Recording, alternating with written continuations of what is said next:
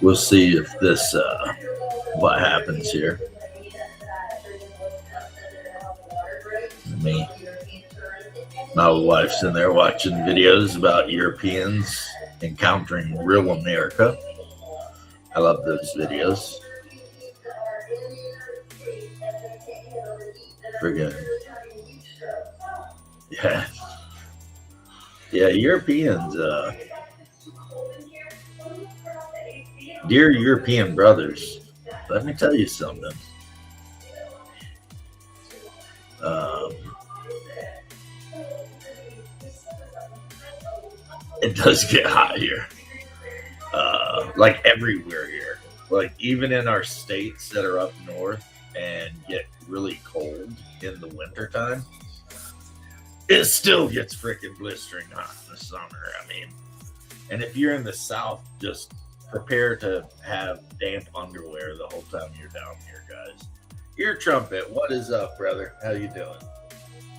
I think the only people from a foreign land that can come to America and be like, yeah, this ain't bad, is probably Australia. Australians get here and they're probably like, yeah, it's all good, man. This shit's, okay. They're like, oh, we're going to have some storms and lightning and it's going to be 1,000,000 degrees and then it's going to be negative, whatever. Australians are probably like, yeah, that's Tuesday in Australia. So America's like, whatever, right? But if you're from the continental, Europe, and you come to the U.S. thinking, yeah, our weather will change at the drop of a hat. It will go from a beautiful day to damn near deadly weather that will kill your ass in like 15 minutes, Even up in the mountains, they talk about, like in my neck of the woods, right? Appalachia, and hello, all of you. Big James, what's up, bro? Ear Trumpet again. Hey, happy Father's Day to all of you. Happy Sunday, happy Father's Day. Like I said, give your wife a kiss, hug your kids if you can. It's a big day. You are the pater familias. My goodness. But a problem people have in the Great Smokies and the Blue Ridge and various other parts of, say Appalachia, is if you're up on the top of one of those ridges, those mountains, right? The temperature can drop so quick, you can get hypothermia and die if you're not prepared for it. Like you climb up there and it's 70 degrees Fahrenheit, you think, well, this is beautiful.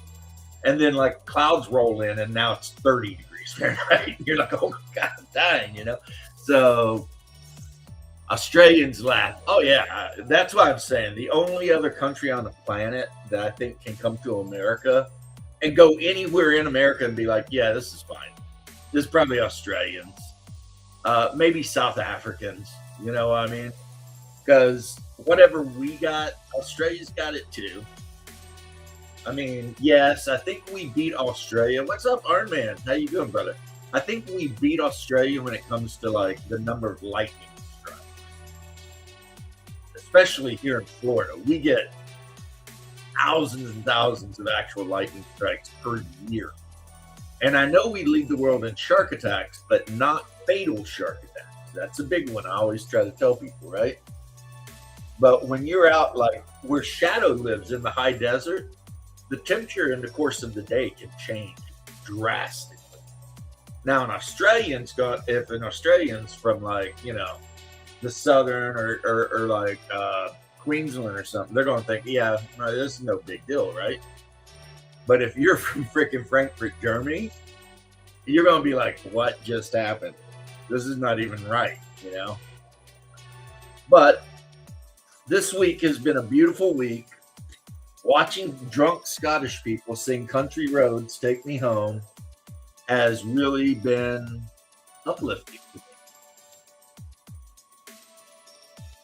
Yeah, we only have grizzlies in a few areas, and you are right to find them scary because anytime you encounter a big brown bear like a grizzly, it's literally like, okay, roll your 2 dice 6 for reaction. It will either ignore you or eat you. but you can't tell which until it starts happening. You know what I mean? See, at least with polar bears, you pretty much know. If you see a polar bear, it's going to eat you. It's 100% like, yeah, I'm eating you, buddy. But with a big brown bear, I mean, sometimes you'll be fishing and there'll be a brown bear 50 yards down fishing too. He'll leave you alone all day. And sometimes he's hungry and you're on the menu. It's just the way that shit rolls, you know? It's like wolves. 99.9% of the time, wolves will leave you alone. That 0.1%, they will eat you. And people will find your bones scattered over 5 miles. It's, you know what I say about it? It's nature. It's nature. You're a human. You're in nature. Nature going nature.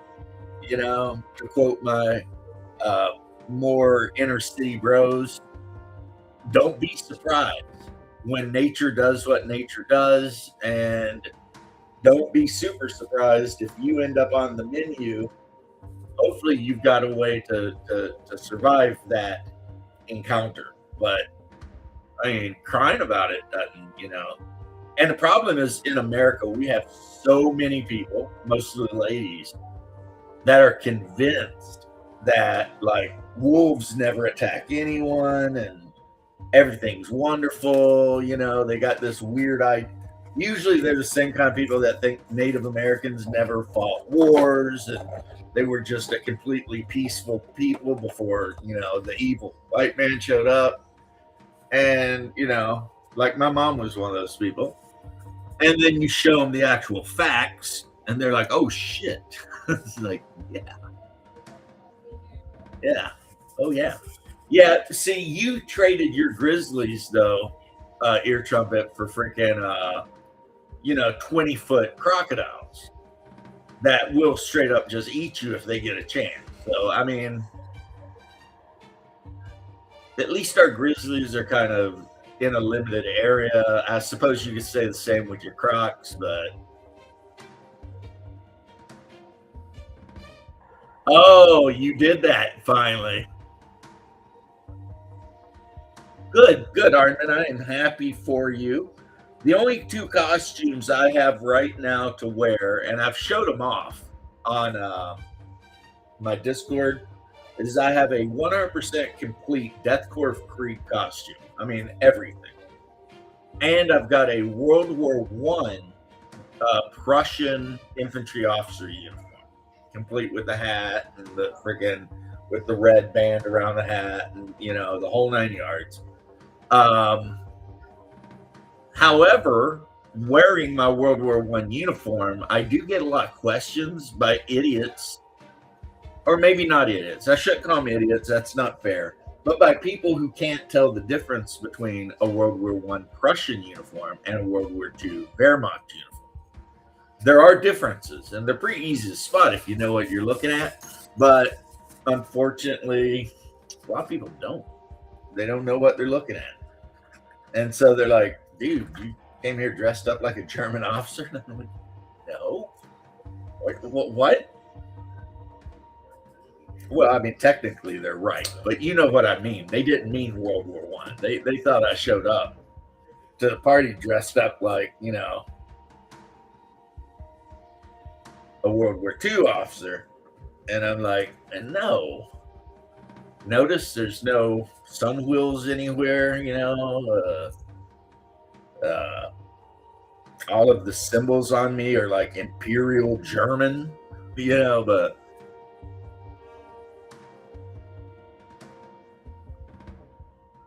oh, I'm sure you do, man. We got that in Florida, and you know what? Tourists from up north never listen, and not a freaking year goes by that somebody's kids, dogs, whatever, ends up getting ate. And the thing with Florida that's so stupid, and I always try to get this information out, right? There are idiots out there that will tell you you don't have to worry about alligators, right? Because they're more afraid of you than you are of them. Those people are idiots. Don't listen to them. Alligators ain't got enough brains to be actually afraid of anything, right? They don't think about anything. And pretty much how they work is the bigger they get, the bigger the shit they kill. So, can you swim in a pond with a 3 foot alligator? Yeah. And it'll ignore you or stay away from you. Absolutely. Now, if a little dog goes near that pond, that little 3 foot alligator will grab it instant. Should you think it's a good idea to jump into a big pond with a 11-foot alligator? Under no circumstances, because you are right in that category for shit it will eat. Taken, yeah, yeah. Well, I mean that makes sense because when we kill deer here, a lot of times people say, I took a buck up on, or they'll say they harvested a buck. So I guess the crocodile or the alligator harvested some dogs and some kids.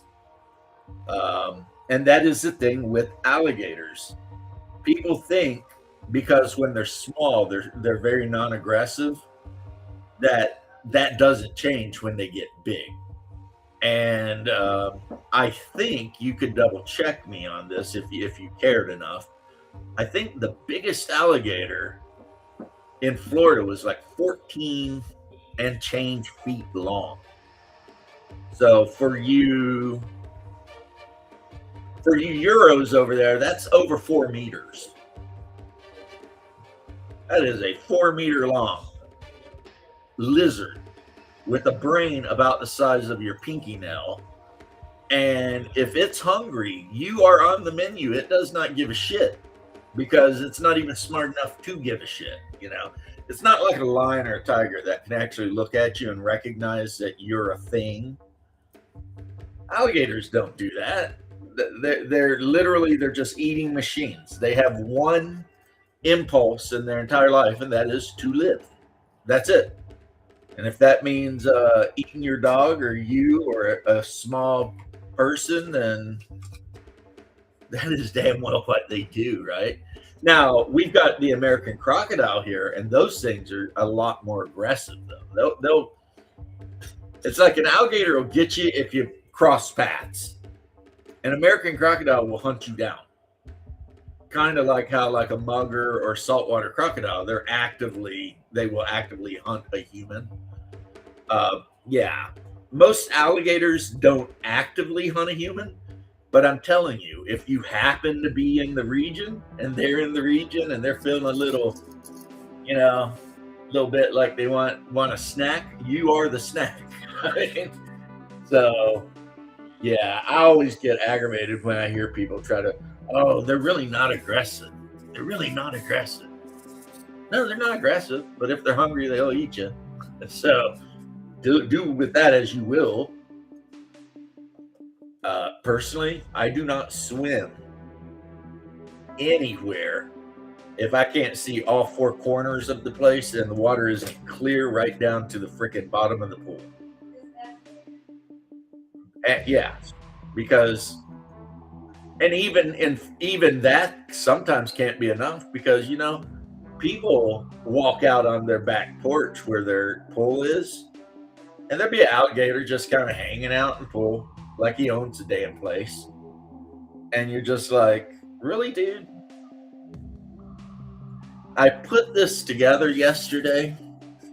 This is a Reaper miniature from a box set called Brigantes, which is British Celts. And this chariot, while a little bit of a pain to put together, is actually pretty badass. And there's enough room on the back that I can put someone on the back standing. And I have quite a few like Celtic type figures laying about from, other box sets.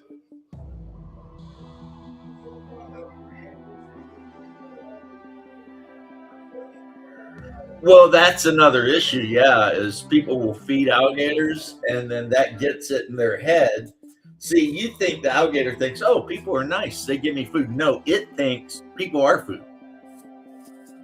That's why all the signs say do not feed alligators, because when they start associating you with food, those are bad times. Bad times ahead for everyone involved. Not good. Not good at all. The best thing in my opinion, to do when it comes to alligators is to ignore their asses, let them stay in their swamps and ponds, and you just stay away.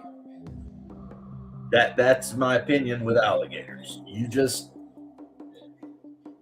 go on about your business. Don't mess with them. Let them live their lives. You live your life. And then every now and then you have to deal with one because it will get in like a retention pond in a subdivision and start eating all the dogs and stuff.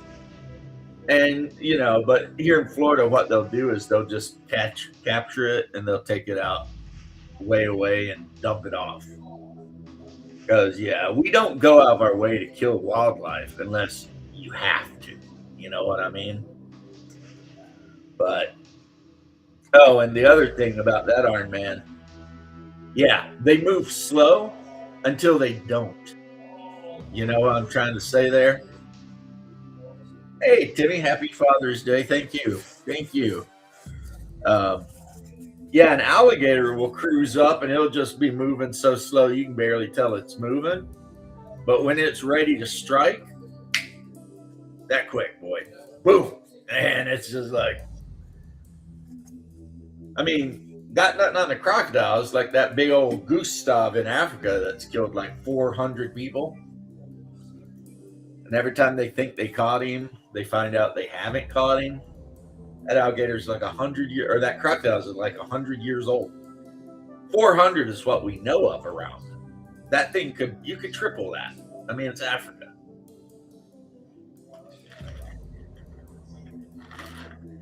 And then I've seen some of those Australian crocodiles they've had on tours where they feed them and they jump up next to the boat. And those bastards are 17 feet long. Which, let me figure that out. 17 feet. What's that? That's 5 meters at least, right? 5 meters? 5-meter long crocodile that probably weighs 2,000 pounds and has a bite force that could just crush every part of you without not even straining. You just turn into mush. It's like, nah. I don't need any of that shit. But back to the weather, yes. Australians, you have a huge advantage over anyone else visiting America because your weather's just as effed up as ours. Steve, how you doing, brother? But these poor people that are coming from France and shit like that. Yeah, the ones that think that 80 degrees Fahrenheit is blistering hot. I'm sitting here right now. It's overcast and cloudy as shit, and it's 90 degrees. It's like 80 is a nice day in Florida. 80, you go outside in the t-shirt and like feel the cool breeze. Freaking this time of the year, 90 to 100 every day. And of course, the humidity is like 100 freaking degrees. So you could practically swim in it, That's why I said the worst thing about Florida, if you work outdoors, is the fact that your underwear will be damp nonstop. Like from the minute you leave your house to the minute you get back to take a shower, your underwear like a crock pot, just cooking your shit because 100% humidity, man. It's just, and it's not just Florida, man. It's the whole Southeast. From Carolina down, the humidity is terrible. In the mountains in Kentucky, it's not bad. I mean, there's still some humidity, but it's not bad at all. And then like the Northwest, Oregon, Seattle, humidity for days. Except they get humidity, but like the temperature's cold and it's still 100% humidity. So, that's the right weather to get pneumonia and just die when it's super humid and cold. That's what happened actually to maybe not everyone's favorite military commander, but Stonewall Jackson, one of mine. He got shot, and in Virginia, they had him laying down in his tent to recuperate. And because he was laying down in that cold, humid weather so much, he got pneumonia, you know? So now we know you don't want anybody laying down when it's really cold and humid out. You want them to sit up so that the fluids don't.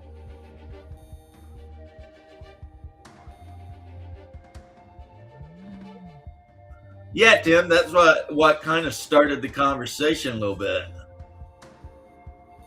Nice. Um, I love those videos. You know what I mean? I love them, and not because of like patriotism, which I am a patriot. I mean, I'm a double patriot because I'm a patriot to the United States, which I love and served in combat, and I'm also a patriot to the South. So I'm a patriot to both, right? Now, I would prefer if we would break away from the North and let them go ahead and do all their stupid shit. But since that's not going to happen, I guess we're in it together, right? It just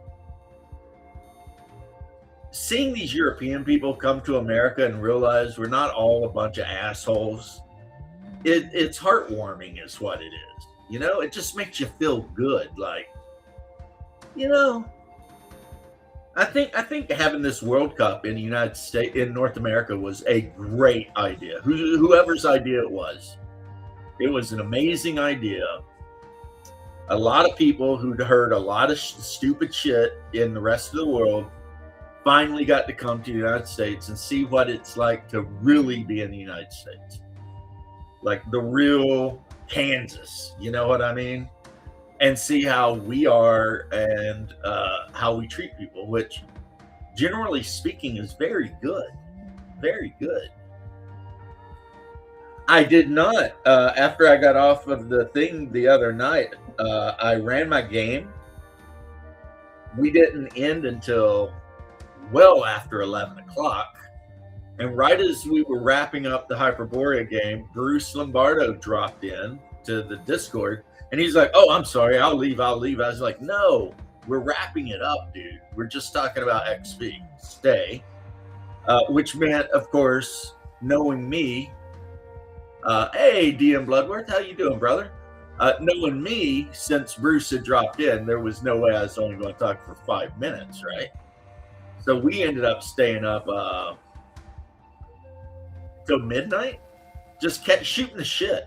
You know, because I never see Bruce anymore. And Bruce and I are pretty tight, you know, as tight as I can be with somebody I've never actually met. Yeah, you know, I'm a fan of Bruce. And like I was saying the other day, there's some guys on here that I would go so far to say is they're not acquaintances anymore. They're practically like friends. And I've never seen them, but they're still in that category, you know? So yeah, Bruce dropped into the Discord where, see, I run a Discord so my brother can actually join the players around the table playing Hyperborea. And so he just popped in and we just chatted, and I said I was going to make it a point of trying to, you know, catch up with people more. So, Richard, I hope you're doing well, and happy Father's Day to you, my friend, my fellow Army comrade. Like I said in the chat, make sure to give the wife a kiss for, you know, bearing your children. That's not an easy thing they do. And give your wonderful children a hug, because that's what this is all about, ain't it? I'll tell you, one of the best things in my life is having been a dad. I won't say the easiest, because let me tell you, your kids will drive you to gray hair when you're 40. And I was going gray by 40. My kids are, you know, especially you got 2 daughters and they happen to both be pretty little girls. Oh my God. You're just sitting there like, just waiting for it, you know, waiting for something horrible. But um, but I wouldn't trade it for anything, you know. Got your digital table, nice. I had a buddy that did something like that. It was, but his was like a projector.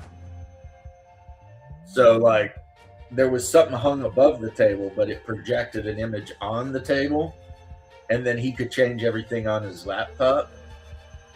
So it basically looked kind of like a video game, but yeah, it looked really cool. I could never do it because we play at my dining room table, and my wife was like not going to let me, you know, mess with that dining room table. But yeah, Ducato popped by the other day, and we were bullshitting around a little bit because I've been Bloodworth and Ducato have done a couple of videos together, and I've watched those. They're very good, very good. I like them a lot, and they're worthwhile. Um, then, of course, Shadow and I having our constant debate over elves versus humans. I mean, I'm not going to lie. I think I win that debate, but then again, I'm a big fan of me, and my wife would tell you I always think I'm right, especially when I'm not. So, but yeah, I have my opinions about it. But then again, you know, some people want to play elf games.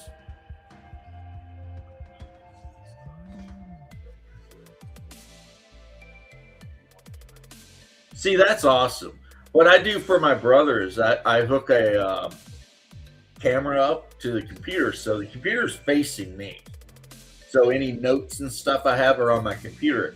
But then I've got a stand, and I put that camera facing down on the grid, kind of like how Bruce does. So he can see.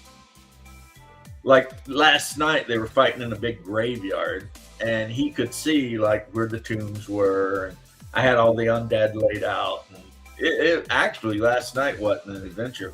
It was downright warped. Is what last night was. I mean, they started out from the town and they started fighting. And I think by the time it was all said and done, they must have killed in the hundreds of various undead, ending with a specter, three vampire spawn, and a vampire. And the vampire almost wrecked the shit out of them. And they would have been super wrecked, but they had a shit ton of henchmen with them. So, I mean, their party was. They went into this battle with something like 23 members in their group, henchmen and hirelings, the whole 9 yards. They left with 9,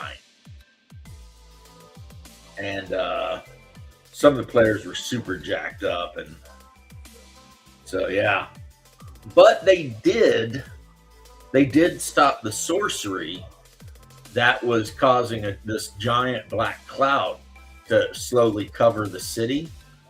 And what the black cloud was doing is it was allowing certain undead, the ones that cannot tolerate sunlight, to operate in daytime because the sun was blocked out. So the outskirts of the city, guards and stuff were starting to be attacked by roving bands of Draugr, whites, and stuff like that.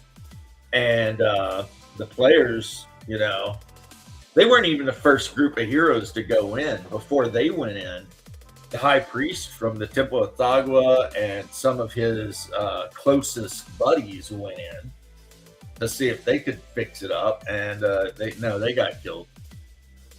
So then the players got all of their allies together and went in, and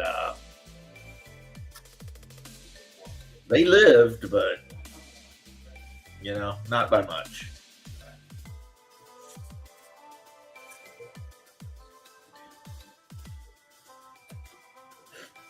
It was a tough fight, and And now we'll have to just see what happens. Basically, we will just have to see what happens. But I have about a medium-sized town worth of these 3D printed buildings. This is a tower, obviously, but I have all kinds of buildings. You've seen them. And so I'll set my grid board up right now since they're in a city and there's a combat, and I'll just set the buildings around. And if there's like scattered terrain, like a gallows, I'll set that around. And then we'll duke it out. So my combats, I know this is not what a lot of people like. I know this. There's always those guys that are like theater of the mind or die. But for larger combats, we almost always go tactical. And the reason for that is when you've got people chucking, like the Black Skull spell, which is kind of like a necromantic version of a fireball or whatever. Being able to know exactly where people are at any time makes it really easy for the DM. Because all of a sudden, I don't have to guess or just make up where things are. We know where they are. There's no doubts. And especially when you've got your group of 20 people fighting like an oncoming horde of 50 plus zombies and skeletons, you kind of need to know what's going on there. Because they're porks. Oh, Cantablepus. Oh my goodness.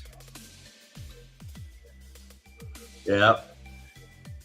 Yeah, we had one where they got attacked by a horde of 50-ish zombies and skeletons, a mix. And as soon as they engaged like a group of 6 Draugr, I keep calling them Draugr, they're whites. But in Norse mythology, they're Draugr, showed up. And the thing with Draugr or whites, but specifically Draugr, is they remember all of their skills from life. They absolutely 100% have an undying hatred for living things, all living things. And they can drain your con away and all that. But the thing that makes them dangerous is they're not just random 3-hit die creatures. They're 3-hit die fighters. Maybe even berserkers or something like that. So that makes them a lot tougher, as far as everything. They're all on die 10 hit die instead of die 8, and their attack bonuses are better, and they can actually, because they're fighters, they can actually be specialized in the weapon they're using, which will give them another +1/+1. And they're smart. So when I play them, I have to play them not like just shambling idiots. These things are going to, go after the cleric and, do all this stuff. And yeah, the players were like, oh shit. Hey, James. How you doing, Tim? Good. Do you know what you call an undead with privilege? Oh my God. White power. Yeah, what's his name? You say that, and I know you think you're joking, but Zach Sabbath made a supplement for a game called White Power. Spelled white. Some people, I think, call them wits. But I've always heard of them whites. Yeah, I think it's a word that means like something that's really, really pale, and I think it comes from like old Scandinavian language, the white. But then later you get the Draugr. And I think Draugr is just a cooler sounding name. Yeah. Whereas Tolkien mentioned whites, Barrow whites were a feature of Middle Earth. And hell, think about it, right? There were barrow whites within a day's travel of the Shire. But they never left their barrows, so as long as you stayed out of that region, you'd be fine. But yeah, they're wicked, cruel creatures.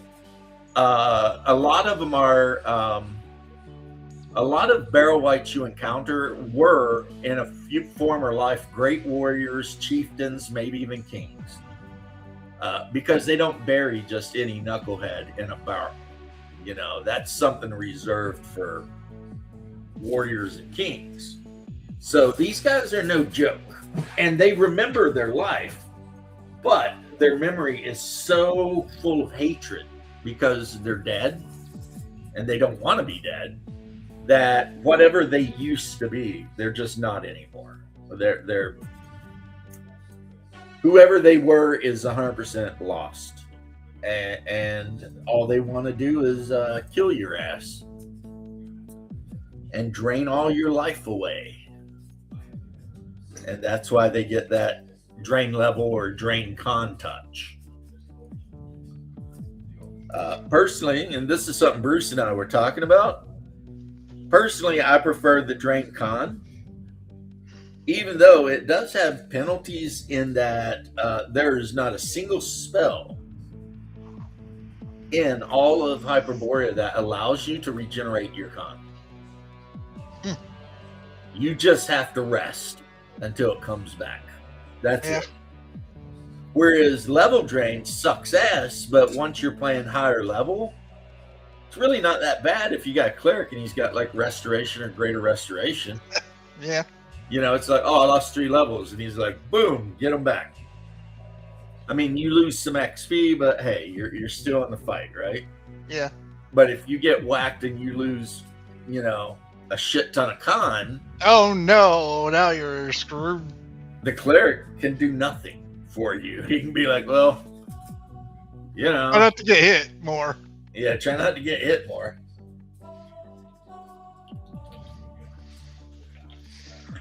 Well, I haven't even got to the first session, and I've already gotten a little bit of the discrimination in my game. For being a beardy elf? Yes. That makes sense. Yeah, I know, but it's funny.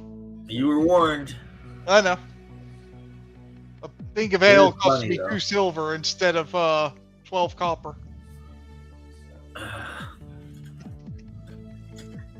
Well, I mean, they're probably looking at you like, what kind of abomination is this? Yeah. And I agree with them. I'm like, yeah, really, what kind of abomination is this? They realize, what the fuck? Right? They're like, wait, what? What are you then? I know what you are. You're a half-elf, but you're lying. Mutterings may be heard, maybe cursed. And that ain't normal. Yeah, or you're cursed, in which case it's like, why are you cursed, young man? What did you do to make you cursed? Because this is not cool. I'm just cursed with really good looks, that's all. Right? The other elves are just jealous. That must be. That must be what is going on. The other elves see that full, luxurious golden beard, and they're just like, why can't I do that? Why can't I grow a beard? Until I'm like an old man, then they'll grow beards. Why is that, actually? Why is it like the old elves have beards? I don't know. They just get venerable, and then they get like a long white beard. The only elf I remember having a wispy beard was Elrond, and he was half elven. Ah. Maybe it's just a different lore. But Glorfindel, who was around since the first age of Middle-earth, did not have a beard. But losing all the XP, that just sucks. But we had, and I know I told you guys this, we had a character lose 8 con. So that's like, a long ass time. He just has to lay in bed to get that con back. So he didn't lose any XP though. And last night was kind of a big night because the characters in my group that are like super slow levelers, the Berserker and the Cryomancer, finally hit level 5. While the Thieves and the Cleric, they're almost to level 6 already. They're close to level 6, but you know, that's just the way it goes, right? That's just the way it is. Some things they never change. So they found some pretty good treasure last night, and they're all discussing how to split it. Timmy knows a little bit about it, or maybe not. You know, they killed the vampire in the graveyard. Yeah, that vampire killed me. Well, that vampire killed 20 people before they killed it. Yeah, that vampire probably killed more than just me, but I remember that vampire because that vampire did kill me.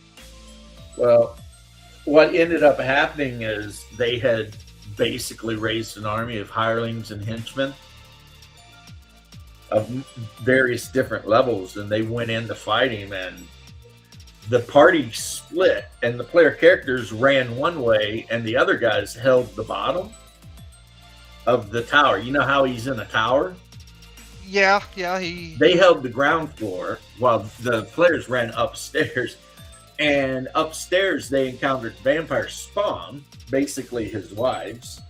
So the players get in a fight with the vampire spawn, but what no one knew is as soon as the vampire spawn were dealt with, attacked, it woke him up.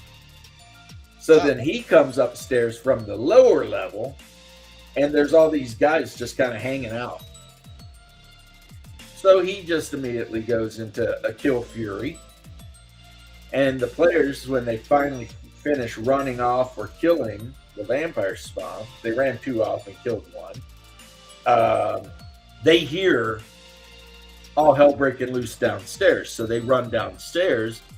And it was kind of funny because I had my wife make a saving throw versus avoidance, which she failed, miserably failed. So as she was running down the stairs, the upper half of the torso of one of her hirelings got slung at her, hit her, and knocked her down. So she had to lose her turn that round. And she's, every time she tried to say her character was going to say something, I kept being like, you can't say anything. She'd be like, why? Because if you open your mouth, it's going to be full of blood and guts. And she's like, what? And I'm like, oh, you're covered. I mean, you literally have the entrails and half of a body holding you, like laying on you. So she's like, oh God, you know, and so they run down and they start trying to fight this thing. And they finally knocked it down till it was close to dying. And it turned into mist form to try and escape. And one of the players drank a potion of fire breathing and blew the magical fire on the mist, which ended up doing enough damage to make him take his physical form dead. They burned him. And then they, of course, cut his head off and did all the stuff you do. Yeah, okay, fair. And they got the treasures, and they're like, wow, how do we split up all this treasure, you know? And that's when Bruce popped in. And so that's why I was talking to him while the players were just, you know, trying to figure out who gets what and how. And I gotta say, we did the dungeon a little bit backwards. We flew to the top of the tower and fought the boss first. See, I moved them because I have 2 people in the group that have played through that adventure a lot. So the wife was in her cave bear form because she's got that magic cloak that she can turn to a cave bear for a minute. And she like went head first into the doors of the tower and just blew them in. Which you would think, okay, that's awesome, except there was a specter on the inside raising whites. And she was like, oh shit, right? So she just starts fighting, and everyone else is trying to run up behind her because she's faster than they are. and just all hell breaks loose. And it's just all hell. And all the monsters they were fighting was. Did you tell them I was a giant cave bear? Oh, she drank a potion of enlargement, giant, whatever, and then turned into a bear. That was a huge bear. I was the biggest bear. It was amazing. She was actually, yes, a much larger bear. And so they start fighting. And so they fought a specter, a number of white, Draugr, whatever I want to call them. 3 vampires spawned. And then the vampire himself. And the vampire himself was not weak. He was kind of tuned up. He had levels in fighter for sure. You know what I mean? Yeah, that makes sense. And he was getting the vampire because of he had put a spell on himself, was attacking like 6 times per round with a sword of sharpness. So, you know, arms, legs, heads flying all over the damn place. You know, he was just cutting through hirelings and players like a freaking Cuisinart. You know what I mean? That's fair. All he did to me was punch me in the face. That's what killed me. Well, yeah, because he still takes 2 levels, right? Yeah. And well, there's no levels. He just punched me really hard. That's all that killed me. Well, yeah, his strength is like he's getting like +5 to his damage or some shit. He crit and it's just like, yeah, you're dead. Well, see, it was a little bit more drawn out than that. Then they went down and they found the secret door behind which was his actual tomb. And they went in and, you know, raided his treasury and got a bunch of the treasure. But really, most of the treasure he was wearing. Ninja Blender. So when they're like, you know, you know, there's just coins and stuff in here, not a lot of magic items. And I'm like, well, this vampire's not an idiot. Any magic item he had that would help him, he was wearing. On him. Yeah. And they're like, oh, okay.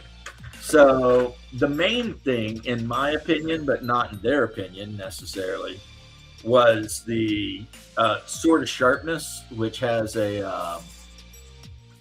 the blade looks like it's made out of black glass, but it's obviously not black glass.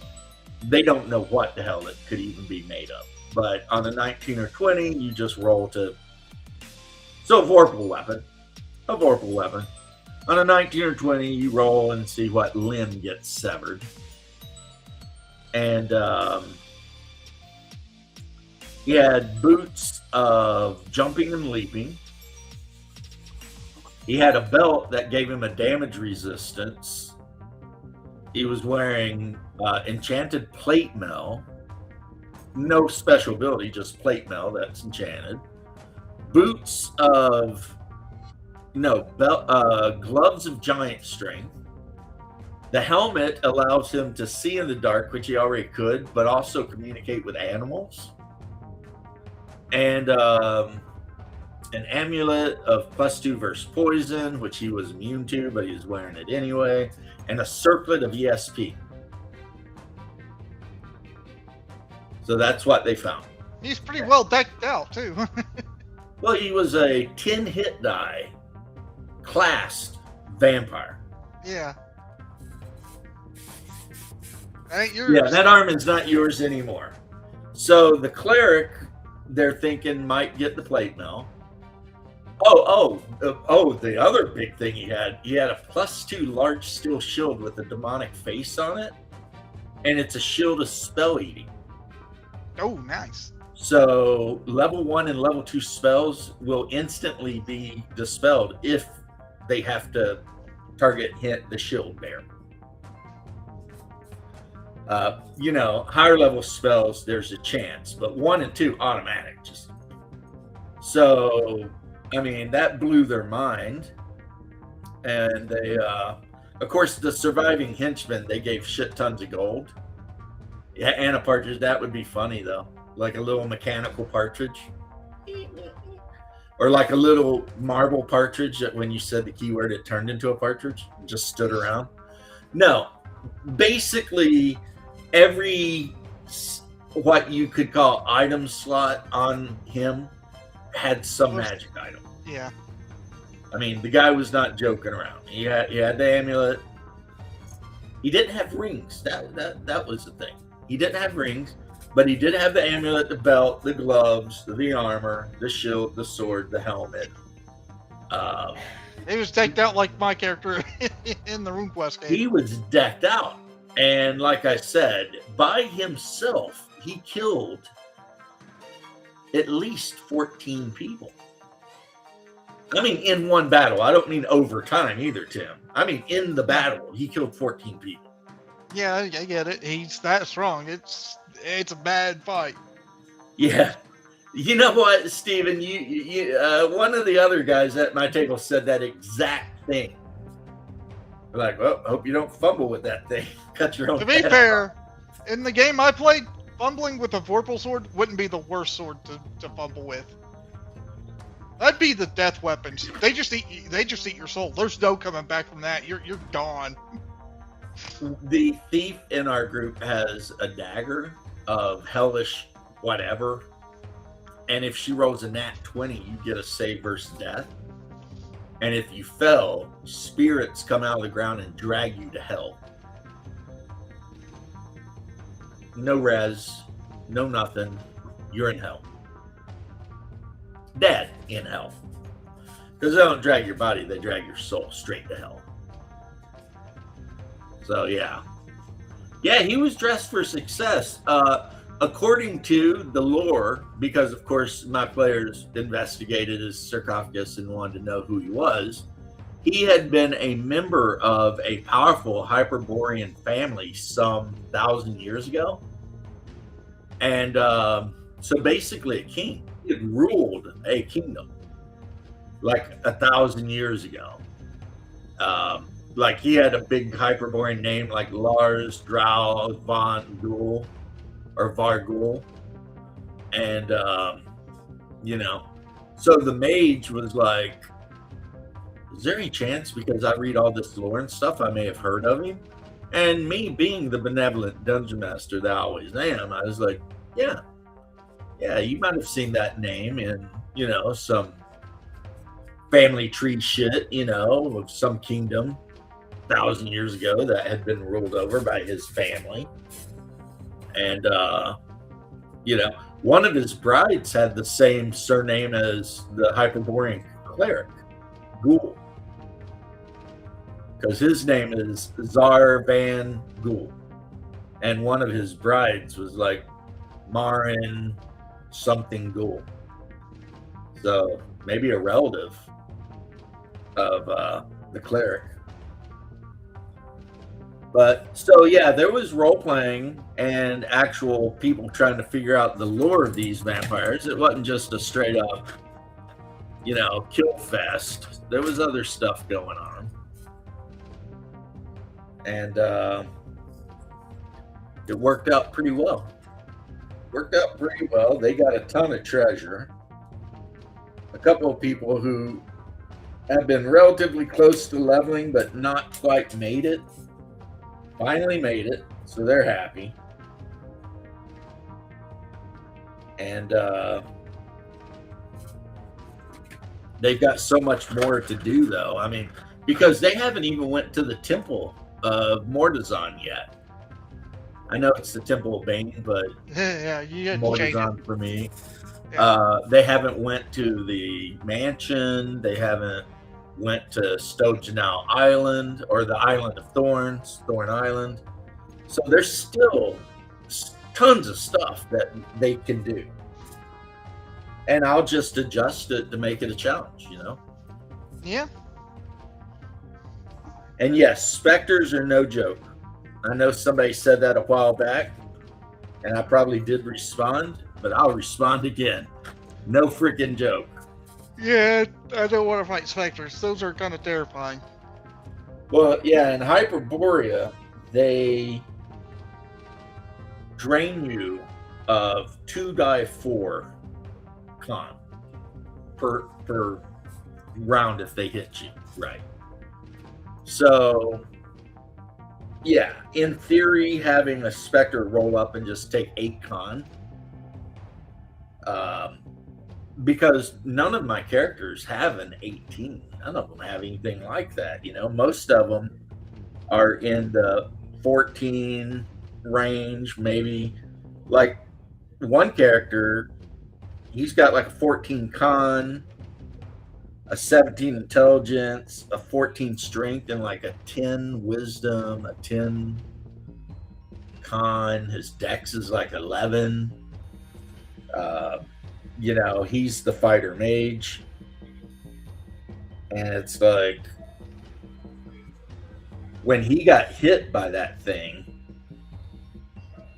I mean, he went from 14 con to 6 con. Like, right? That meant that not only did he take the damage the white or the Spectre had done, but he had a -1 hit point per level penalty from then on too. So yeah, he wasn't doing great. It wasn't good times at all for anybody in that neighborhood.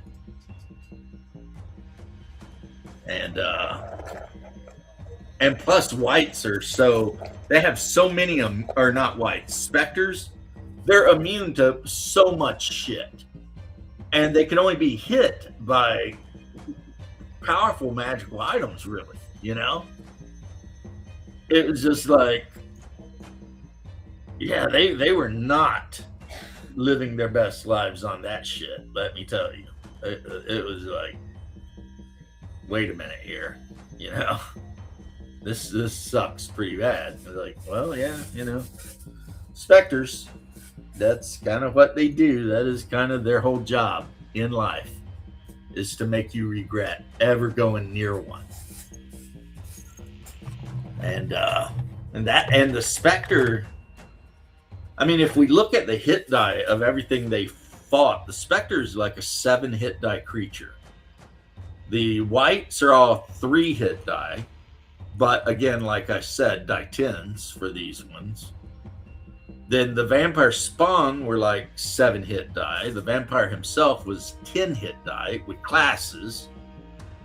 And then before they even made it to the battle, they had fought 100 hit die worth of zombies and skeletons at least twice, and got ambushed by 12 Draugr whites, because they were weak. You know how you got the outer and inner ring? Yeah. They were in the inner ring, so I had a bunch of crypts set up, and the whole mob was weaving in, trying to get to the tower at the center, and the crypt doors all burst open, and just whites came out of every crypt. So they actually ended up being surrounded by whites. There were whites in every direction coming after them. And they were just duking it out, man, doing their best. And I think they lost a couple guys there too, you know, just because these whites. And like half of them were dual wielding hand axes. So they did get the penalty to hit and all, but as classed fighters, they were still, you know, up, you know, +4 to hit. So even with the penalties, they were still hitting a lot, right? Yeah, I could see that. And oh yeah, the players were not thrilled about any of that shit. But I'm gonna have to be really careful with that kind of stuff, because my character's not gonna have a very high AC to start off with. well, I mean, Very low AC, I guess. I don't know how you say it. yeah, low, bad, a very bad AC. Yeah, 7 AC, because shield's only -1, not 2.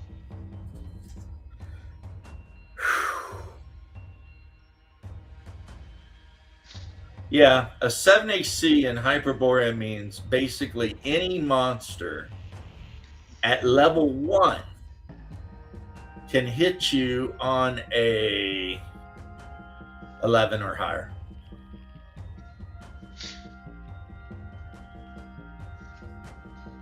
I'll try to remedy that, but right now, I guess I'm just gonna have to forgo the armor, because I don't have the money, and I'm just gonna have to deal with the Not Well, so the great mage, HP. the mage in our group, he's got mage armor, and then the cleric recently learned holy vestment. So they keep the mage at armor class 5. Not bad. But okay, the thing though is I don't know if this is different from other D&D games or if I'm just noticing it. So any of you guys out here who know, like Steven, it just seems like it's a lot easier to get hit by shit in Hyperborea than you would think, you know? Like in a game like OSC or something, right? If your armor class is like 1, 0, whatever, you're feeling pretty good about life, right? Yeah. But Well, I used to be in like that. Hyperborea, if you go up against like a level 5 fighter and you've got a 0 armor class, not counting any other bonuses he has other than the fact that he's a level 4 fighter, he's hitting you on a 15.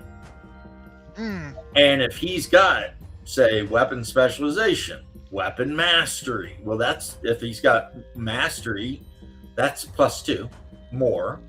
If he's got a high strength, that could be up to +2.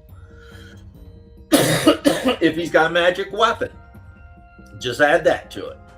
So all of a sudden that 14 to hit could be like a 10. And you have literally an armor class 0. Yeah, it sounds like it's easier to hit things on Hyperborea. Oh yeah, I mean, I've noticed that. Like, orcs get like a +2 to their attack, and these orcs are running up on guys in combat and just smacking the shit out of them. And I'm like, well, what's your armor class? 5. And then I look at my chart and I'm like, damn, that orc only needs like 14 to hit you? Okay. That's a level 1 creature, by the way. Yeah. You know? So the vampire was rocking out with like a +13 to hit. Actually, +15. Even at my -4, you'd probably be hitting pretty well. +15, dude. To hit a -4, he would need a 23. 23? 23. Remove the 15. Yeah. What's that? He needs 12? 12, yeah. Yeah, that's what I'm telling you, man. Now the saving grace to this is if you're wearing plate mail armor or really good armor like that. Well, one, you're going to be slow. That sucks. But Yeah. plate mail armor does give you a damage resistance of 2. So you just deduct 2 from all damage you take from each attack. In That's at least not theory, bad. that's kind of the reason to wear the armor. Because it feels like, to me, like anybody can just hit your ass. So, yeah.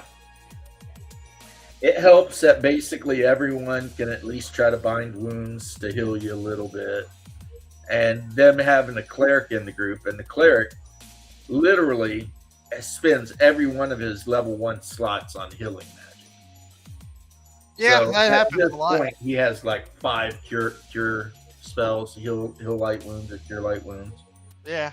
And he's got a couple cure moderates, and then he's got, a couple of other like hold and whatever. Like one hold and one this and one that. Oh no, prayer. He learned prayer. So he's got a hold, he's got prayer, 2 cure moderate wounds, and 4 cure light wounds. And all that's because of his he gets a lot of bonus spells. So yeah. But yeah, so that's the difference, It's just the way the attacks work. And the thing is, like, fighters, every level they advance, they get +1 to hit. Right? So if you're fighting an actual fighter or a monster that has fighter levels, then right off the bat, if it's a level 6 fighter, it's got +6 to hit, not counting anything else. Yeah, It's I'm not a hoping. fighting ability. I'm hoping this time I can play a fighter for more than one session. Right. It's either called fighting ability or fighting characteristic. But yeah. So, and then, like I said, everybody loves the hybrid fighters in Hyperborea, but the straight fighter is the only class in the whole game that can double master. So not only can they specialize with a weapon, they can then double that and become a master of that weapon. And that's a +2 to hit, +2 to damage anytime they use that weapon. I'd put that on longbow and just become a very good archer. And yeah, you can do that one time, but by level 4 you can do that. So you can start out as a basic generic fighter with a great sword, and by level 4 double master that great sword and just be wrecking ass because your base to hit, not counting your strength, is +6. And then your damage is going to be like 1 die 10 +2, not counting your strength. You know, and if you're playing that kind of fighter, you probably got pretty good strength, you know. I got a 16 strength. Yeah, which would give you like +2 to damage in Hyperborea. So you would be at level 4. You would probably not have any bonus to hit or +1. But you'd be doing 1 die 10 +4 damage. Which is right bad. off the bat. At level 4. Yeah, my character's an elf, which wouldn't exist in Hyperborea, but which means I can't use two-handed weapons. I agree, Steven. I agree. And I've been saying this, and Steve, I know you've heard me say it. Play the dual class if there's something in the dual class you just really love.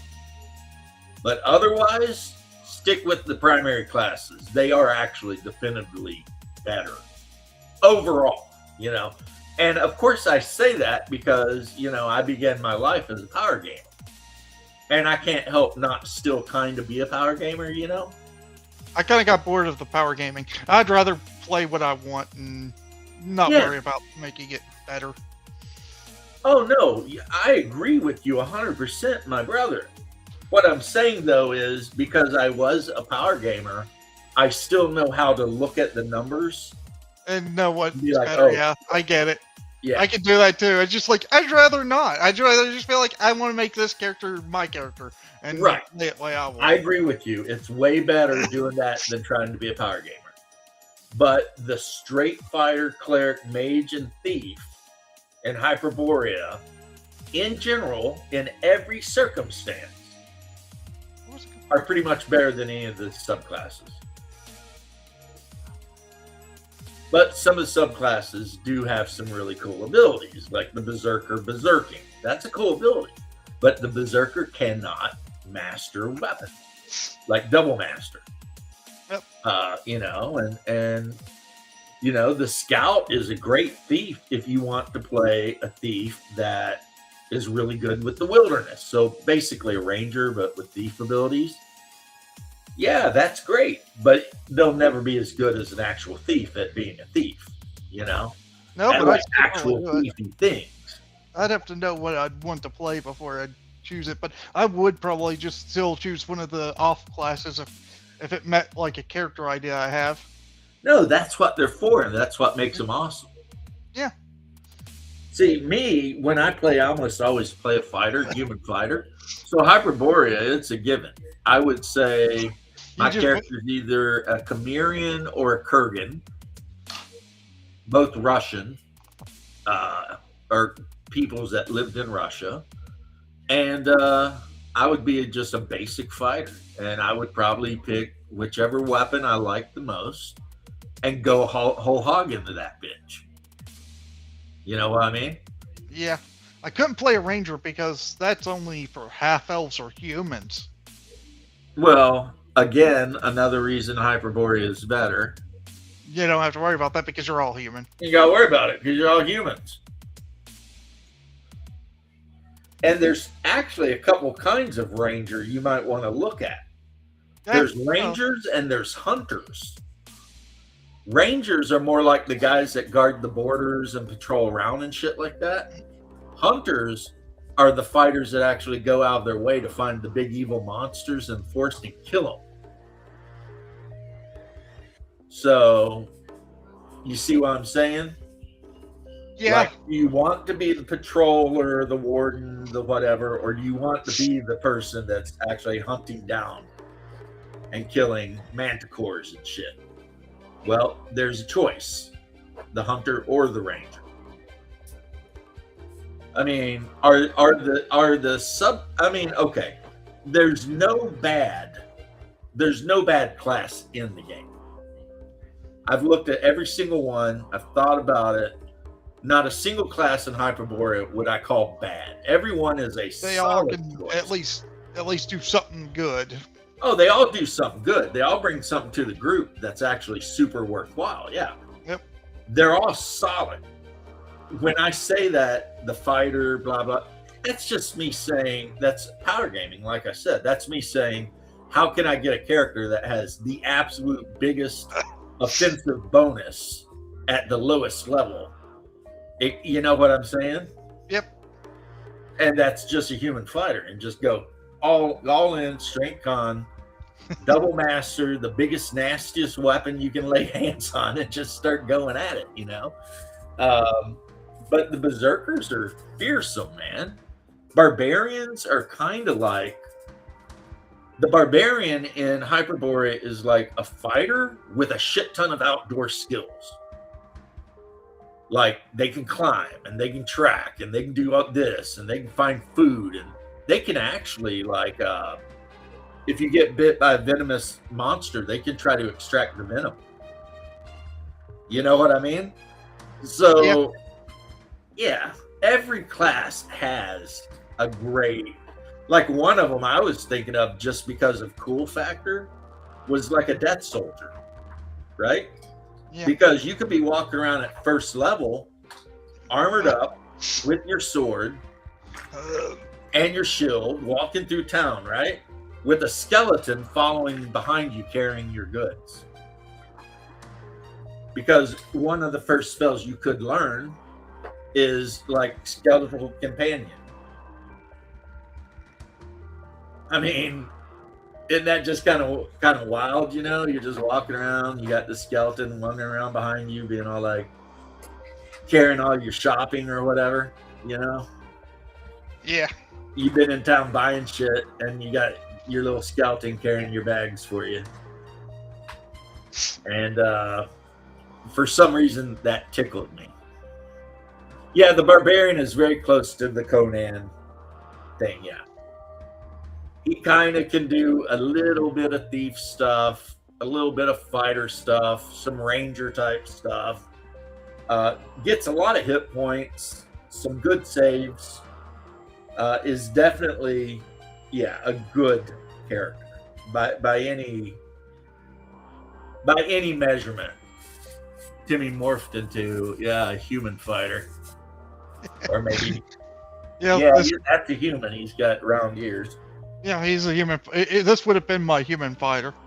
Right. Almost went with it. I made the STL/miniature for the Kurgan from Highlander, and at some point I may actually buy it. And I mean, when he's back in the past fighting McLeod, so he rolls up in a plate mail with like the skull helmet, you know, he's got that big fucking sword. Have you ever seen Highlander, Tim? Not really, no. Then you don't know what I'm talking about. But the rest of you in chat, you know what I'm talking about. And I went on JujuBit and I put in the picture, and it made a 40 millimeter scale Kurgan, which means it's going to be a bit taller than 32 Heroic, but it should be, because it's the freaking Kurgan. And I could see making the Kurgan as like a barbarian, or actually even a cataphract. You know, the Kurgan were people that lived in the steppes of Russia, and they built what are called Kurgan mounds or barrow mounds all over, from Poland all the way to Kazakhstan. And they were assholes. like cruelty was like considered like to be a positive aspect of a person. You know, like no mercy ever for anything or anyone. They were horse lords, and they were, you know, just big proto Slavs, you know.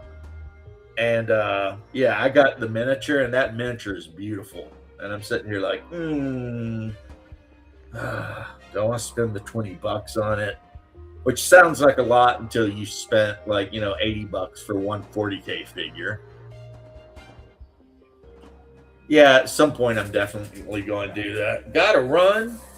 I didn't even know you were still there, Bloodworth. You should have joined. Yeah. 7 p.m. tonight. Okay. Agile Monk. I don't know who that is. And Michael. Okay, about their Kickstarter. All right. Cool. And I still got to catch the live stream that Jeffrey did. Jeffrey Talanian, and see what he's talking about. Steven, I think, yeah, no mercy, no retreat, no nothing, right? These guys are animals.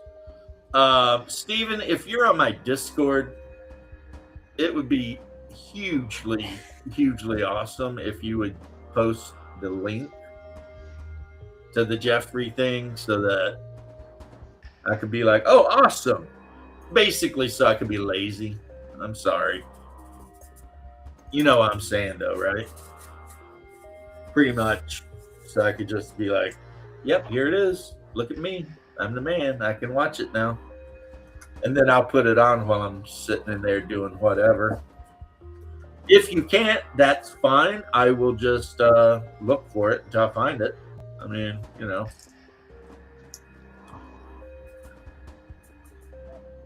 Yeah, see, that's what I'm saying, right? But it's like I said yesterday, though, my pregame. I don't think I'm a super imaginative person.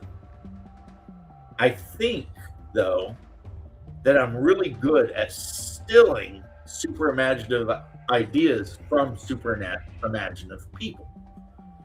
And as a result of that, I'm a fair to maybe even above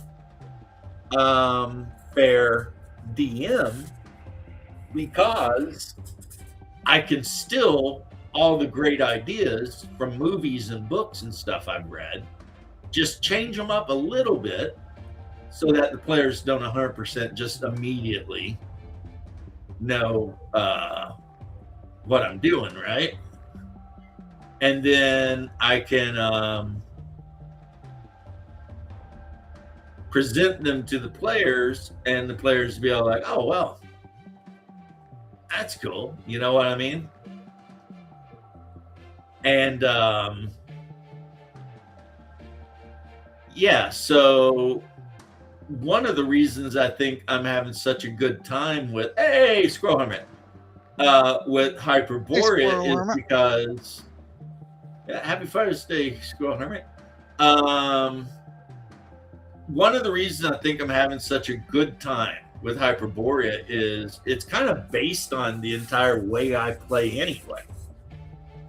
It's like Jeffrey Talanian setting, not the rules, setting, took all of the coolest ideas from like Howard and Clark Ashton Smith and Lovecraft and others, Darlith and Algernon and all that, and made a world out of it. And that means I can come in right behind him and take all the best, coolest ideas of a movie like The 13th Warrior, change it up a little bit, though, and drop it right into Hyperborea, and it fits. You know, because there are Vikings in Hyperborea, and there are also Neanderthals in Hyperborea. So the idea of a Viking village out in the middle of nowhere, away from everyone, getting attacked by a giant-ass tribe of Neanderthals every night, that is as Hyperborea as you freaking get. You know what I'm saying? And it even matches history since the Neanderthals. Every site we've ever dug up where Neanderthal lived, they've always found that mother figure. You know the one I'm talking about? Yeah, I think I remember that. Yeah, it's got no arms or legs. It's just like giant tits and hips. Yep. Yeah, that's a Neanderthal thing. That's not even a human thing. We didn't do that. They did that.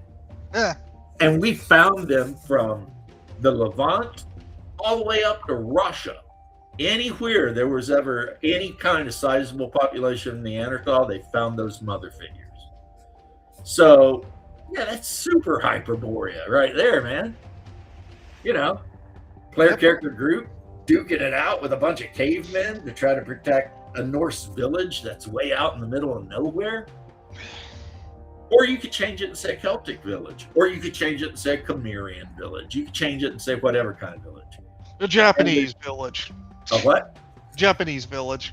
It could be. There could be a village where Japanese people had been freaking swept through time and space and ended up in Hyperborea. And they're just trying to figure it the F out. And I would feel bad for them because, I mean, you know? Yep. Hyperborea versus Tokugawa, Japan. That's a bit different right there. It's like all of a sudden, you know, it depends where they land. If they land like on one of the warm islands, they might be fine. But if they land like in the boreal freaking rainforest or the middle of like the crab archipelago, they're probably going to get wiped out, really. Just because those areas are so rough, you know? It's not the kind of area you ever want to get translated to. Transported to? Yeah.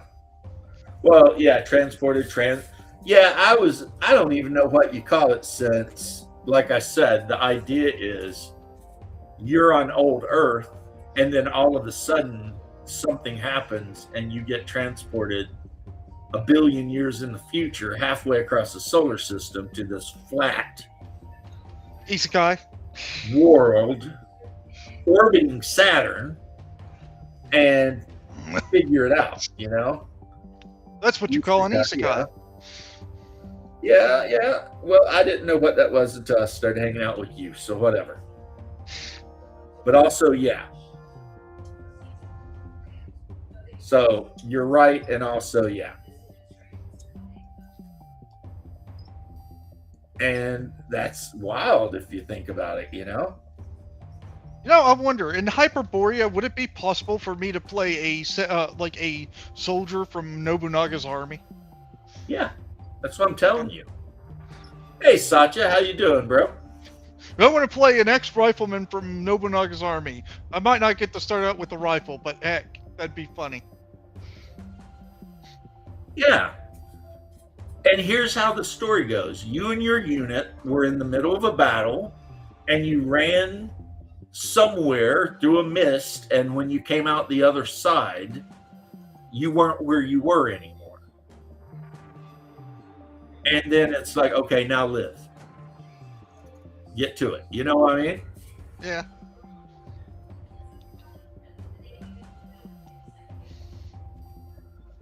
I mean, that's literally what you just described. That's literally how it happens.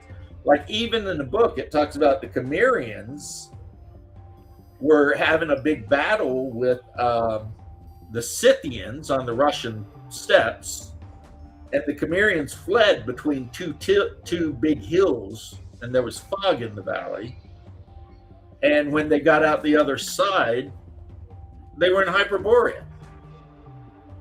So they're, you know, it's like, okay, the whole tribe, which is probably why, as peoples go in Hyperborea, the Cimmerians are actually kind of powerful, because they didn't show up a bit here and a bit there. They showed up all at once in one area, you know? And I think the same is with the Celts too at some point. The Vikings are supposedly all the descendants of Leif Erikson. Yeah, I would give him the rifle, but he would only have the amount of ammo and shit on him that he would have had. And depending on how long he'd been in that battle, less. And then at some point, he's going to have to either figure out how to make black powder, or just start fighting with another weapon. Which, I mean, he's a soldier from, He's a Japan, so soldier, he have so he some knows how knowledge. to use pole arms. Yep. I mean, he's going to know how to use a spear for sure. He'd And probably what's be... crazy is in Hyperborea, there are a number of Japanese weapons listed. Yep. Tonfa are listed, like sectional staffs are listed. I mean, even if you're like a peasant who was handed a rifle, you'd have the knowledge of how to use a yari. Right. Just a bow or a spear. Yeah, spear. Yep. So yeah, you start the game with your black powder, firelock, or whatever they were, Matchlock. matchlock, and then when that runs out, you're like, well, I got a yari, got some armor. I'm on the phone today. All right, bro. Japan and didn't then- really get past matchlocks until later. Right. But see, the important point is, yes, you could do that. That's the important point that I think we are, Steven, myself, everybody, trying to make to you. Yes, this You could thing do it. that you asked if you could do, the answer is absolutely yes. What's the latest year that you could have somebody come from our Earth? I think that would be up to the DM. Ah. Because if you go by Cold Iron Skillet's pictures, the latest would be 2026. Oh wow. Okay. You know all the thumbnails with the guy that looks like me and the dog? Yeah. That's me. That's not like a guy that looks like me. You notice? Oh, we're that's wearing you. the same fucking glasses. Yeah, that's you just in Hyperborea, That's huh? literally me somehow in Hyperborea, and my dog, who somehow in Hyperborea becomes a gigantic dog. But you see the ones where he's tiny, that's when I first arrive in Hyperborea. He's still a baby. And the bigger the dog is, lets you know how long I've been in Hyperborea. So the one that, like the shirt I wore yesterday, where I'm on the mountaintop, just leaned back, looking up in the sky, and he's behind me, that's a late one. But Cold Iron isn't doing any of these stories in any particular chronological order. He just does them as they strike him, right? Yeah, well, no.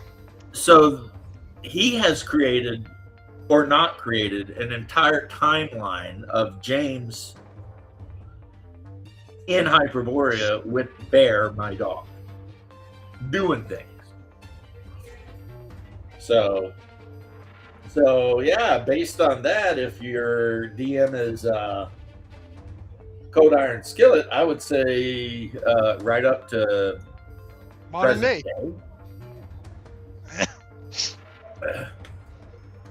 Because how things get to Hyperborea is so effed up. You know what I mean? Yep. It's you're out doing something. So in my case, and I don't know because this is Cold Iron's creation, but let's say in the case of James and Bear of Hyperborea, I could have been visiting my mom in Kentucky, went for a walk in the mountains, went down through a holler that was full of fog because, you know, the fog does lay low on the ground up there. Yep. Wandered around in the fog for a while and then wandered out of the fog, and guess what? You're in Hyperborea. I'm in Hyperborea. In a pair of Adidas, freezing to death. At which point it's time to figure some shit out really quick. You know what I mean? And even if I did have an AK on me, so it's not like I would normally carry 120 rounds on me. Normally I got a magazine. So what do I do after I burn through that 30 rounds? It's not like I'm making any more. So it means I guess I better pick up a stick and start learning how to swing that bitch. I took my P90. I hope that I take the entire 5 mags I have. But even if you do, After that, I'd be out. After a couple of battles, you're out. You're done. Yep. But hey, at least I'd have like 50 rounds. Or Big people, two, they almost don't mean 50 damn rounds. nothing. Not unless you have a way to rearm them. They mean nothing. Jack and shit. They're so able to spray and pray party of orcs with your AK. I mean, when the party's over, the party's over. Yep. Maybe take an old gun with a bayonet in there. At least you have a spear after it's done. Oh, we lost James, man. New Year. Did you? Yep, you're kind of cutting in and out a lot. I'm not sure if you're back yet. I don't feel lost. Yeah, you're still cutting in and out. Maybe you're back. Weird now. Because on mine it doesn't say anything yet, but yeah, I was realizing that you were just cutting in and out really bad. What were you saying? Yeah, it happens. We're storming down here as always. Yeah. So what I'm saying though is it might even be a neat idea to let a player start with an automatic rifle, you know, not a full machine gun, but you know, like what I have, a semi-auto, just because you could argue that it'll make it easier for him to survive the first couple days on Hyperborea. But the problem is once he's out, and then he can just tuck that in a corner and keep it as a keepsake because you know, he can tell all of the friends he makes on Hyperborea how he grew up in the mountains of the distant land of Kentucky. Yeah. And they would probably look at him and be like, yeah, okay, that makes sense because this is Hyperborea and this kind of shit does happen. You know what, James? If I was to do that, maybe I'd take a K98 with a bayonet. You are a little bit too obsessed with which gun you would take. I'm trying to tell you, taking the gun don't really matter. Well, hey, at least if you have with the K98, you can at least use it as a spear. Yeah, that's what I'm saying. I could at least use it as a spear for a ball, too. Yeah, if shit, you know, you run out of your ammo, you at least stab the hell out of somebody with it. So that's good, yes. But my point is that at the end of the day, you're going to end up having to grab some armor and a sword. You know, because there's no weapon you could ever take that's going to be enough ammo, you know. Even if you tried some bullshit, like I was driving down the back road of Kentucky in a truck full of ammo.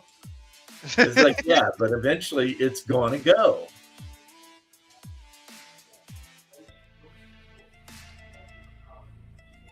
Don't think James carries his 300 too much. I love my 300 Blackout, but when I'm up in the mountains, I always take the AK-74. And I don't know why, because I'm very comfortable with both. I mean, one platform I actually trained for years with, and the other one I just trained also for years with, but not professionally. I don't know. There's just something about the AK. I like my AK. Am I an AK guy? No, I'm not an AK guy. I'm not going to sit here and trash talk AR ever. But when I'm wandering through the mountains of Kentucky, I like that AR-74 quite a bit. AK-74, yeah. I get it. AK-74, yep. It's an AK-74N made in Bulgaria. I get it. I mean, I like it. If you don't want to have to clean it all the time, you know, just put that on your back and it'll be fine. Right. I keep mine fucking spotless because I'm ex-infantry. Yeah. So AR would be better then because you know, if it's better, if you keep the AR clean, it's going to be much more accurate and just better at that would be true for a normal AK. AK-74s can drill nails at 250 yards. Okay, if fair you enough. have a good optic on AK-74, that 5.45 round, yeah, you can drill nails. That thing is every bit as accurate as a standard 5.56. Yeah, that's fair. That's a 5.45 one, so that's fine. And that's what the 74 is. It's now, I don't know though, if I had to pick one to get shifted through time and space to another realm, might take the AR with 300 Blackout, which is basically firing a subsonic version of the AK-47 round, because 300 Blackout is 7.62 by 4.1. Whereas, like the AK fired 7.62 by 3.9. So it's kind of like that's what a 300 blackout AR is. It's like, hey, can I get an AR chambered in a round super similar to the AK round? You know what? I'd take the shotgun. Just take a Remington with. Take the Remington 870 and just whatever you can carry, right? Yes. I mean, but yeah, when I went up the mountain to make that video, I took the AK-74 and I had my Springfield Wildcat on me. But I keep that in just like a pocket. Or I've got a pouch that I wear over my shoulder that it tucks in.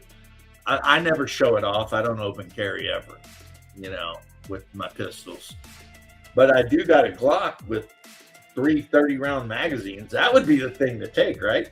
Glock 19 and 90 rounds, 3 magazines. I don't know. The weight on those little magazines probably aren't the best for a little like a handgun. Well, I'm not saying an everyday carry, bro. I'm saying we're going to Hyperborea. Stay on topic. Yeah, fair, I guess, but stay with me, man. Everything I'm saying is based on Hyperborea. I think I'd still like that, like a bunch of smaller magazines for it to just be better for handling. I mean, fair. But I'm just thinking about like, what am I likely to have on me? Yeah. And I could justify walking around with the Glock 19 and the 330 round mag. Because I'll do that at the range. You know what I mean? Yep. Let me see here. But I don't know if I can justify walking around with the Glock 19 like 5.15 mag. I don't do that. That's just not something I normally do. I think mine has like a 21 round magazine. Anyway. Oh, are you talking about your P90? Walther. That P90 has 50 rounds. Oh, nice. Yeah. Walther's are good. Yep. But anyway, to answer your question, yes, Timmy of Timidor could be walking through his swampy farmland and get hit by a lightning bolt, a magical cloud, a rainbow from the sky, or whatever, and then wake up somewhere in Hyperborea. And depending where you wake up is really going to determine how shitty life gets. If you wake up near Comorium, you're going to be pretty good. You can wander into town, do what my Roman did in the game I'm in, try to get a job as a carpenter or something, just try and figure it out, right? But if you wake up like in the middle of freaking nowhere in the freaking Gore wasteland or some shit, it's going to be bad. And by bad, I mean you're probably going to die. You know what, Steve? I carry Walther and a fishing pole pretty much everywhere. So I guess I get a fishing pole too. Oh, that's why the character, according to Cold Iron Skillet, I started with nothing. Because when I got taken, I wasn't even EDC. It was just me hanging out. And something happened, and the next thing I know, I'm outside the gates of Comorium, and all I have with me is my dog. Yeah, I don't EDC absolutely everywhere. Like if I'm walking out my front yard to let the dog take a pee or something, I'm not immediately EDC, Usually I only do that when I'm like actually going somewhere. Like Aldi's. I'm kidding. But am I?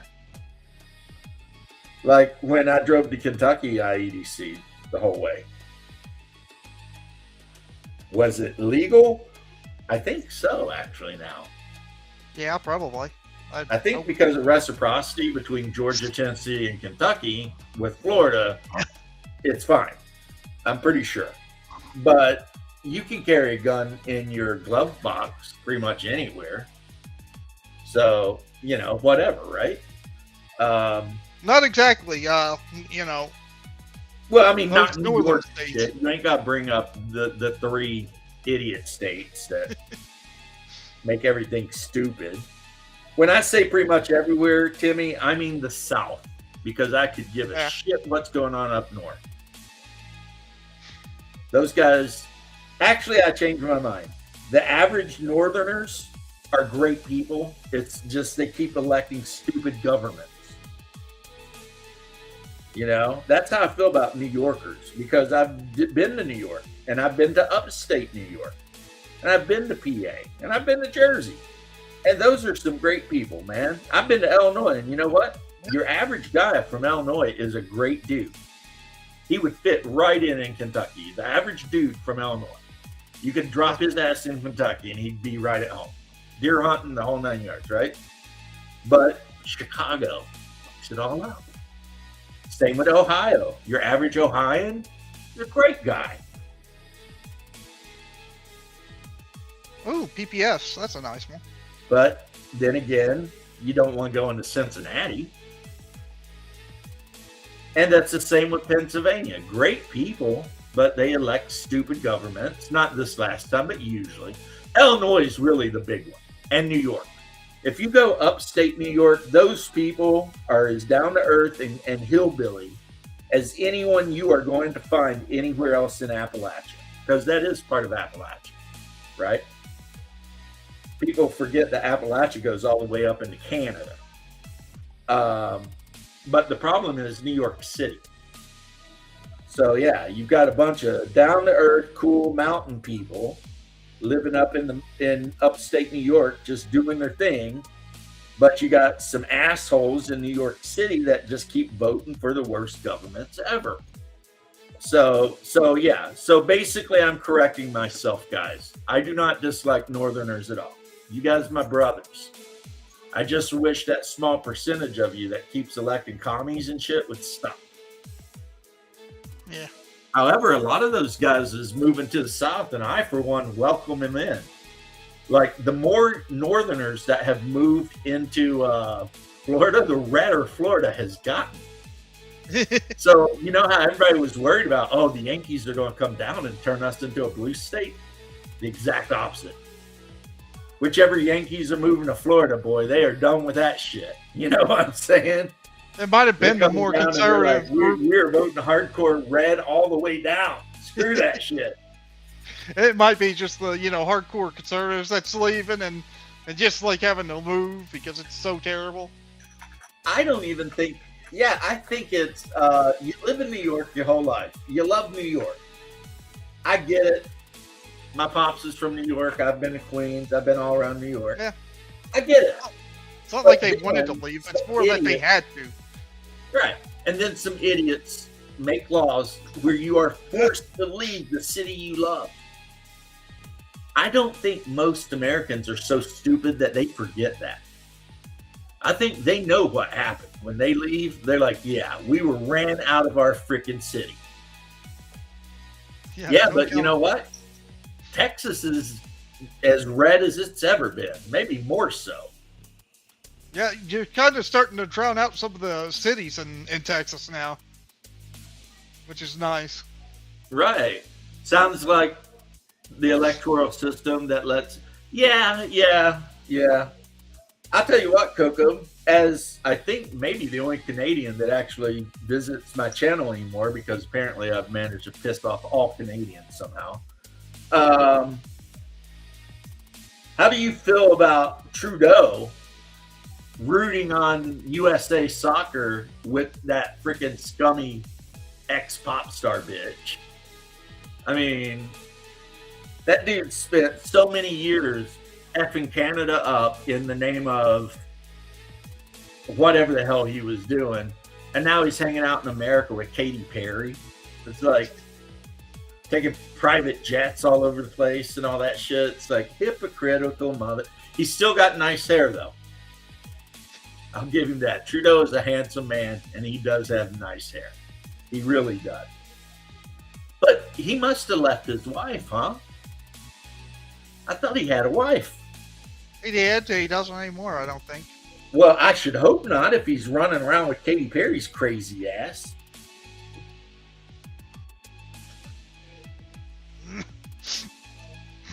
I tell you, if I was a Canadian, I'd be pretty pissed about it. But I'm not. However, if I had to be born any other country than, the beautiful southern United States, I'd want to be born in Canada. Because even if it sucked, I could at least try to go to America. Stephen Kennedy, that's not what happened in Florida, brother. They moved down here and they vote Florida. You know what I'm saying? Like, the more Yankees that have moved into Florida in the last 10 years, the redder Florida has gotten, not the other way around. So I think that those guys from New York and Detroit, they're coming down here. That's just they split. That's too bad, man.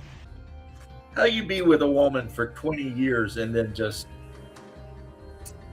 well, if she left him, then, unless she had a good reason.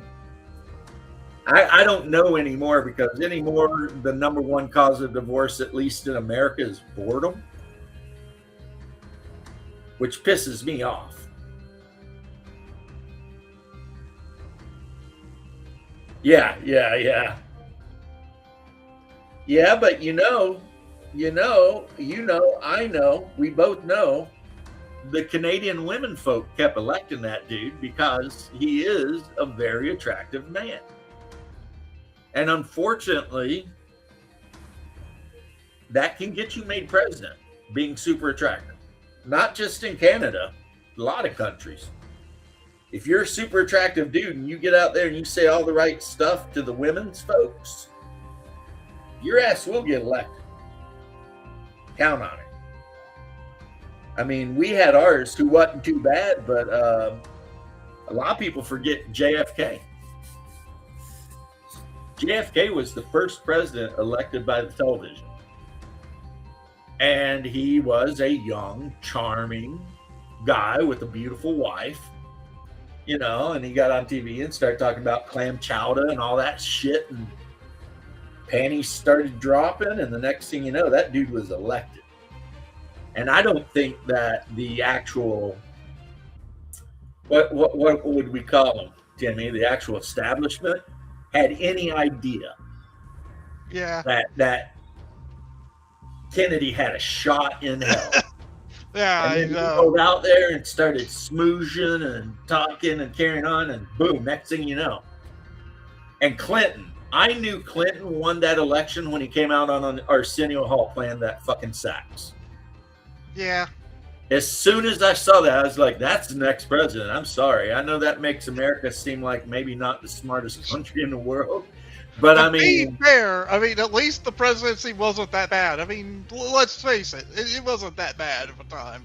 Clinton was, I guess you could say, a benign, corrupt scumbag. Yes. Because he was a corrupt scumbag, but he was definitely benign. Corrupt. But, he did not. But it didn't affect us. Yes. We had jobs and everything was great. So, yeah, was he sticking cigars up people's stuff and doing crazy shit? Yeah.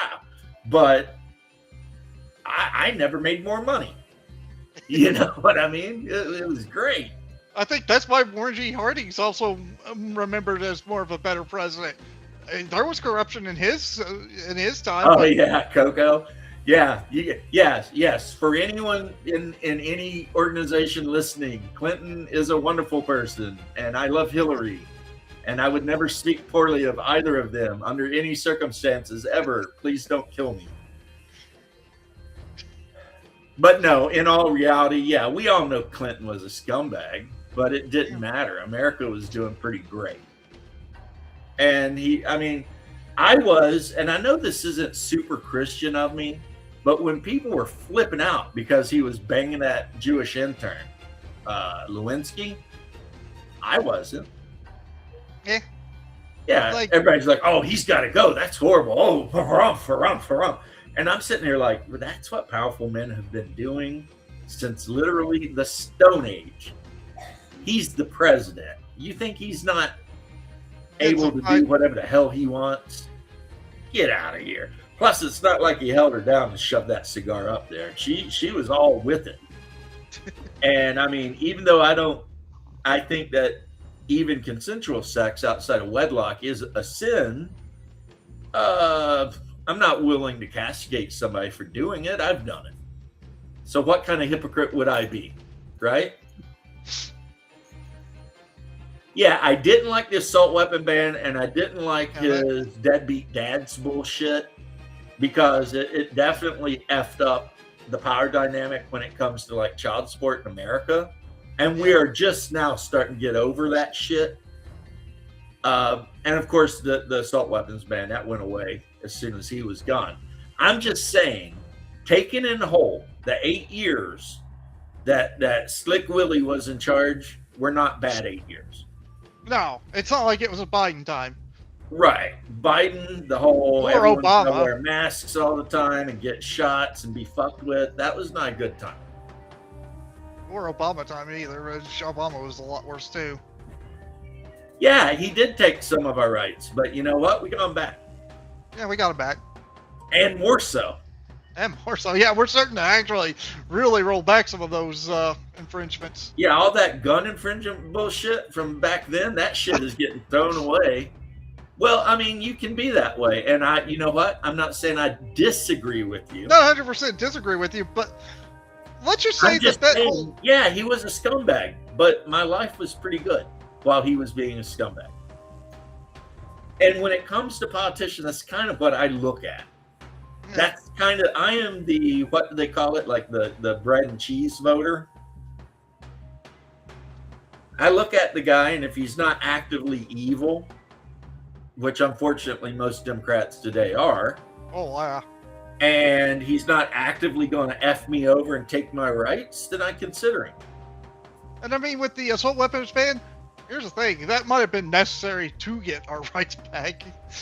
Things Yeah, have it is to funny sometimes get because worse. now you can get like suppressors super easy, whereas before it was like good effing luck. Yeah. They're rolling back all kinds of gun bans in like New York and places like that. They're finding them unconstitutional. I think California recently had their magazine laws repealed. Yep. Where they said you could only have a rifle that could hold no more than 10 rounds. I think that's gone. There's this guy I watch, and he keeps track of about what's going on with the Supreme Court as it, you know, I'm and thinking he was talking about it. Yeah, the Supreme Court is just basically throwing all the gun bullshit in the garbage. Yeah, I'm also thinking that not too long from now, the whole SBR and, you know, the whole, what was it called? NFA stuff is probably going to go away too, because the only reason they even justified that was saying it was because it was a tax. Yeah, and now it's a tax without a tax. I know that I'll call it the ATF got in trouble because they were making up rules. Yes, they were just making up rules. They're just making up rules, and it turns out they're not allowed to do that. No one gave them the authority to just make up rules and say, oh, and by the way, you can't have an SBR. Why? Well, because we made that rule up. I'm sitting here thinking, why not have an SBR? I mean, it's not like it's any different from having a handgun. Right. I mean, you know. But the thing is, I wouldn't mind getting a little, what are they called? Krakow's or whatever. Yeah, yeah, I know what you're talking about. But here's the thing. The only reason the SBRs were in the NFA was literally because it used to be illegal to have handguns. Now that it's legal to have handguns, it's kind of like an outdated It was illegal law. to have handguns in America? Yeah, there was a time where it was illegal to have handguns in America. Wow. I can't even imagine that, because when I think of America, I'm always thinking about somebody walking around with a big iron. I know.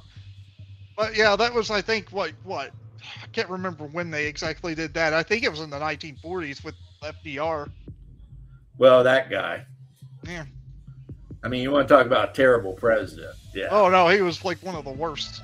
Him and Roosevelt, the first one. Yeah. Delano or whoever is I No, don't that's think it was FDR. Delano. That's who I was talking about. That was Franklin Delano Roosevelt.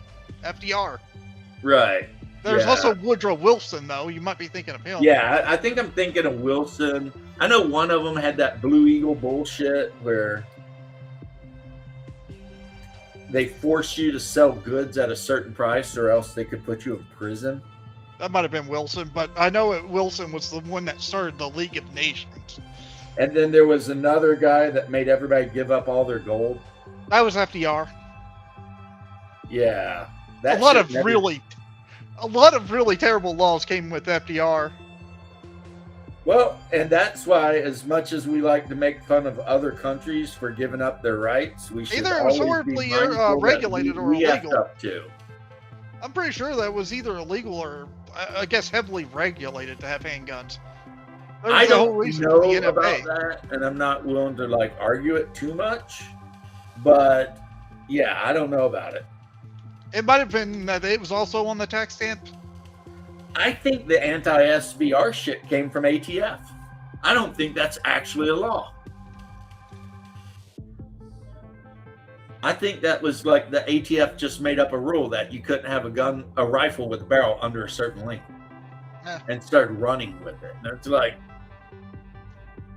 whatever. Anyway, guys, I'm going to take a break from painting, which sucked. Yeah, I've been doing some painting today. Actually, I am painting up a small family of saber-toothed cats. And by small family, I mean 3 of them. Look how big that thing is. That thing's big as a cow.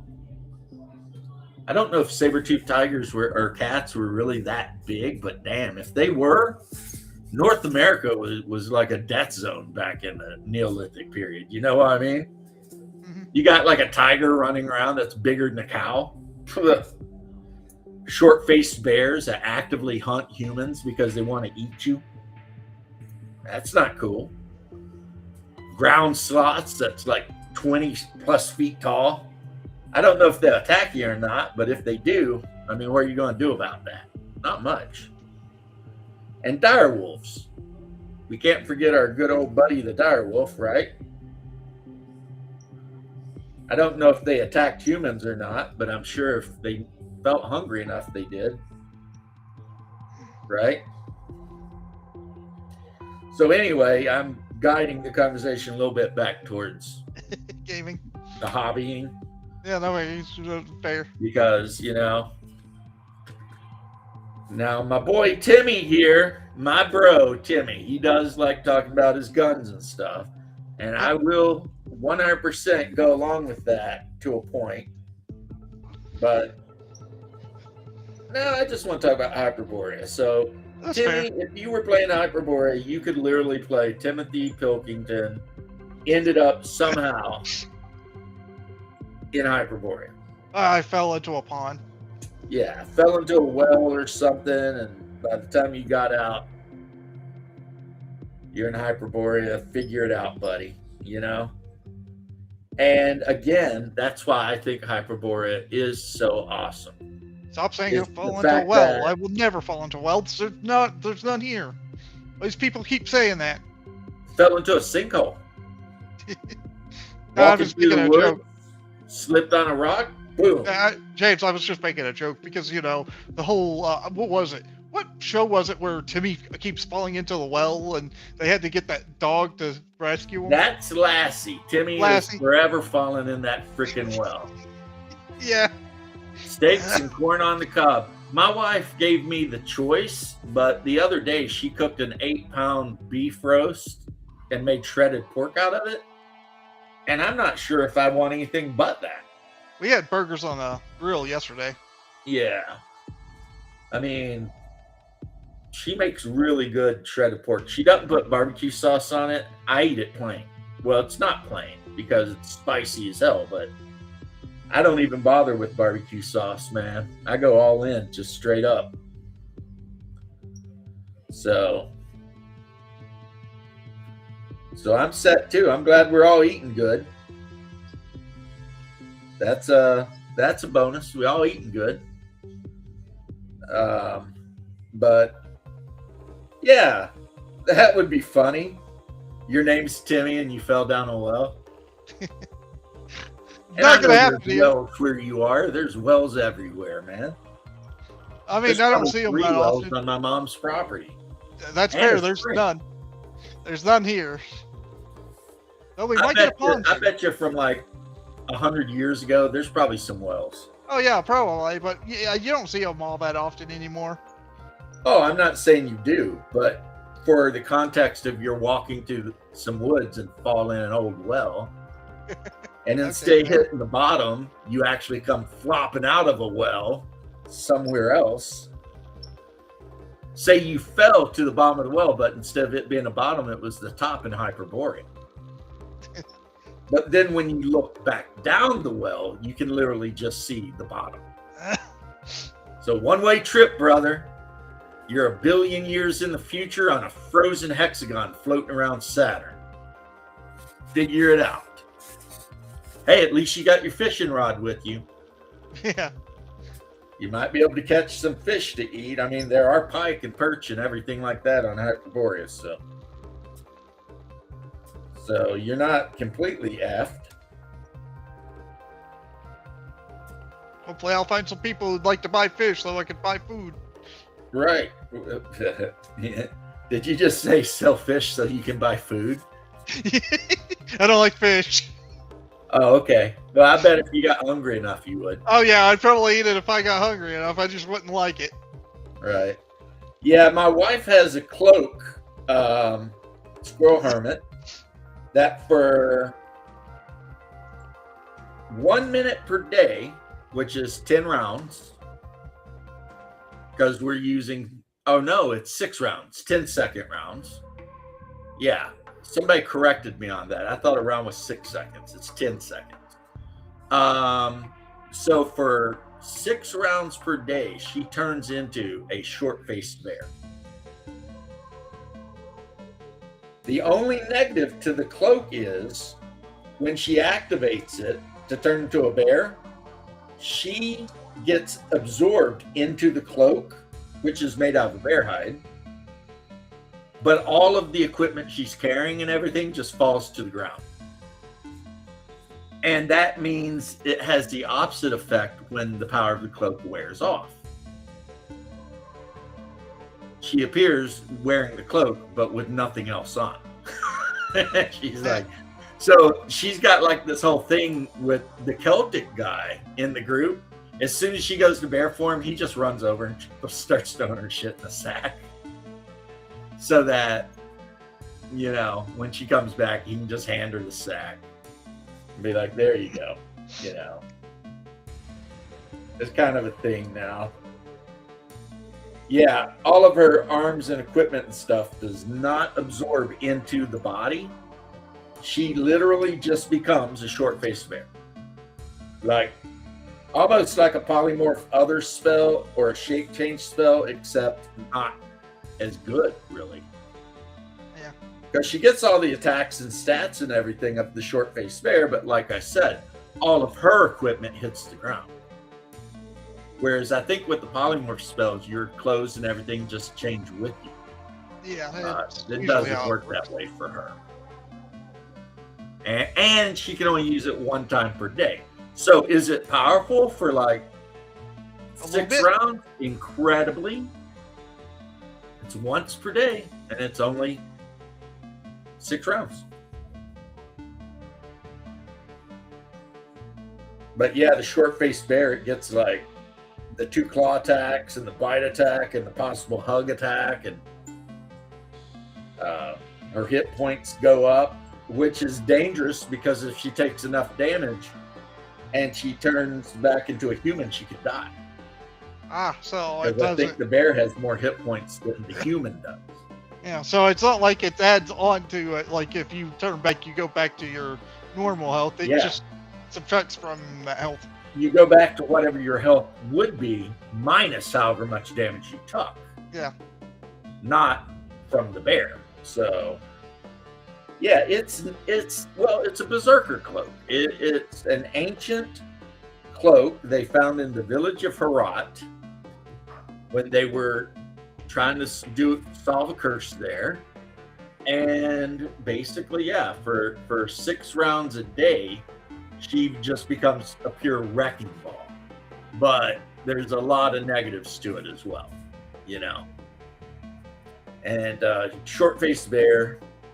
Why? Because Hyperborea as a setting, and Stephen, of course, already knows this, is very much Neolithic as far as the animals roaming about, you know?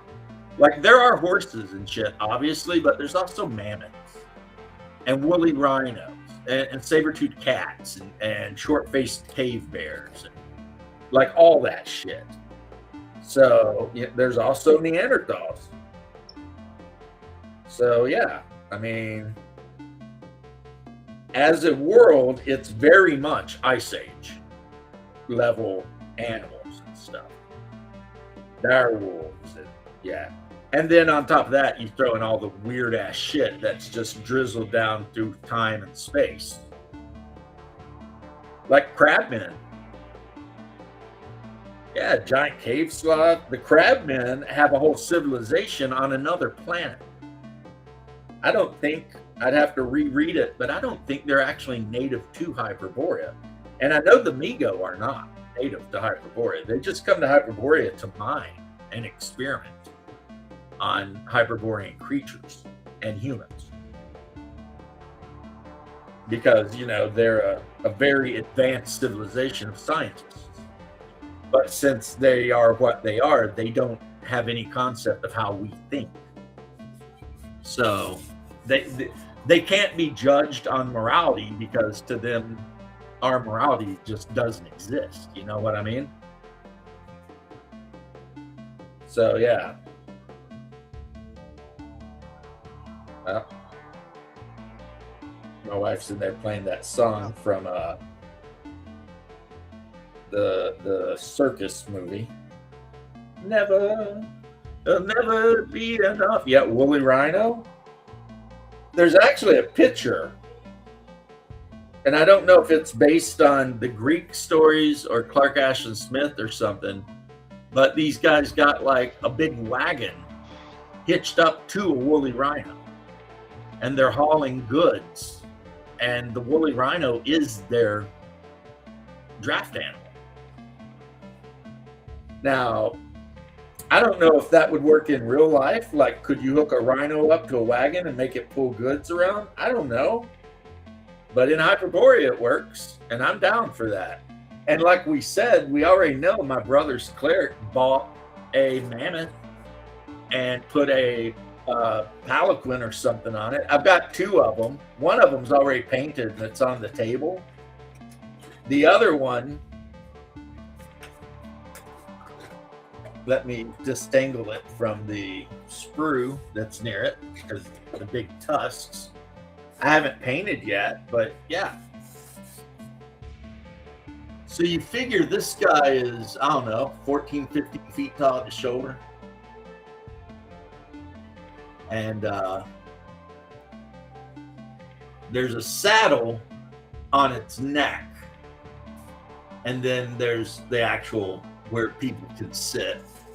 4 or 5 people can hang out in there, right? And yeah, he bought a trained one and paid all this money to get the stuff on it. And it's slow. That's the problem with it. For overland travel, it's slow. And it's very temperamental. If you don't feed it enough every day, every continuing day, there's a chance it just goes nuts and kills your ass. But he takes care of his, and like, they were wandering through a forest the other day on the back of the mammoth. This is actually a month ago. And pretty much the mammoth created a road through the forest. I mean, it was only like 24 miles they had to go through the wooded area, but the mammoth stomped down everything in its path that it could and walked around everything that it couldn't.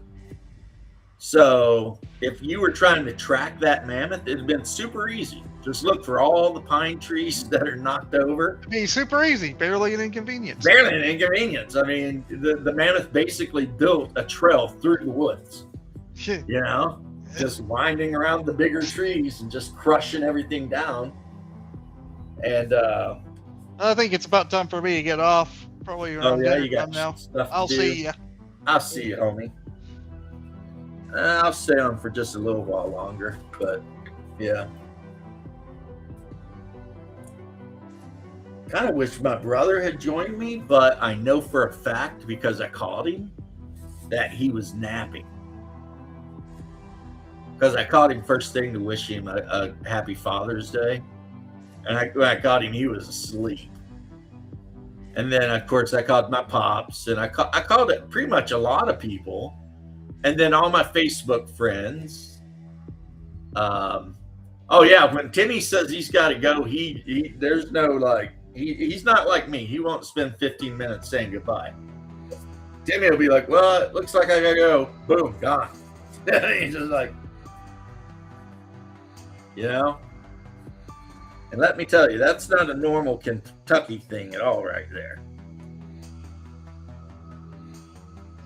Kentucky people, when they say goodbye, usually it's going to take about 15 or 20 minutes before you actually can leave their house. And it's not unheard of for my people to follow you out to the car talking while you're trying to get in the car to leave. You know? And then we'll wave as you leave. Stand out in the yard waving while you're getting on your way. It's just, you know, when we're friendly with somebody, we're really friendly, you know? And when we're not friendly, we're really, really not friendly.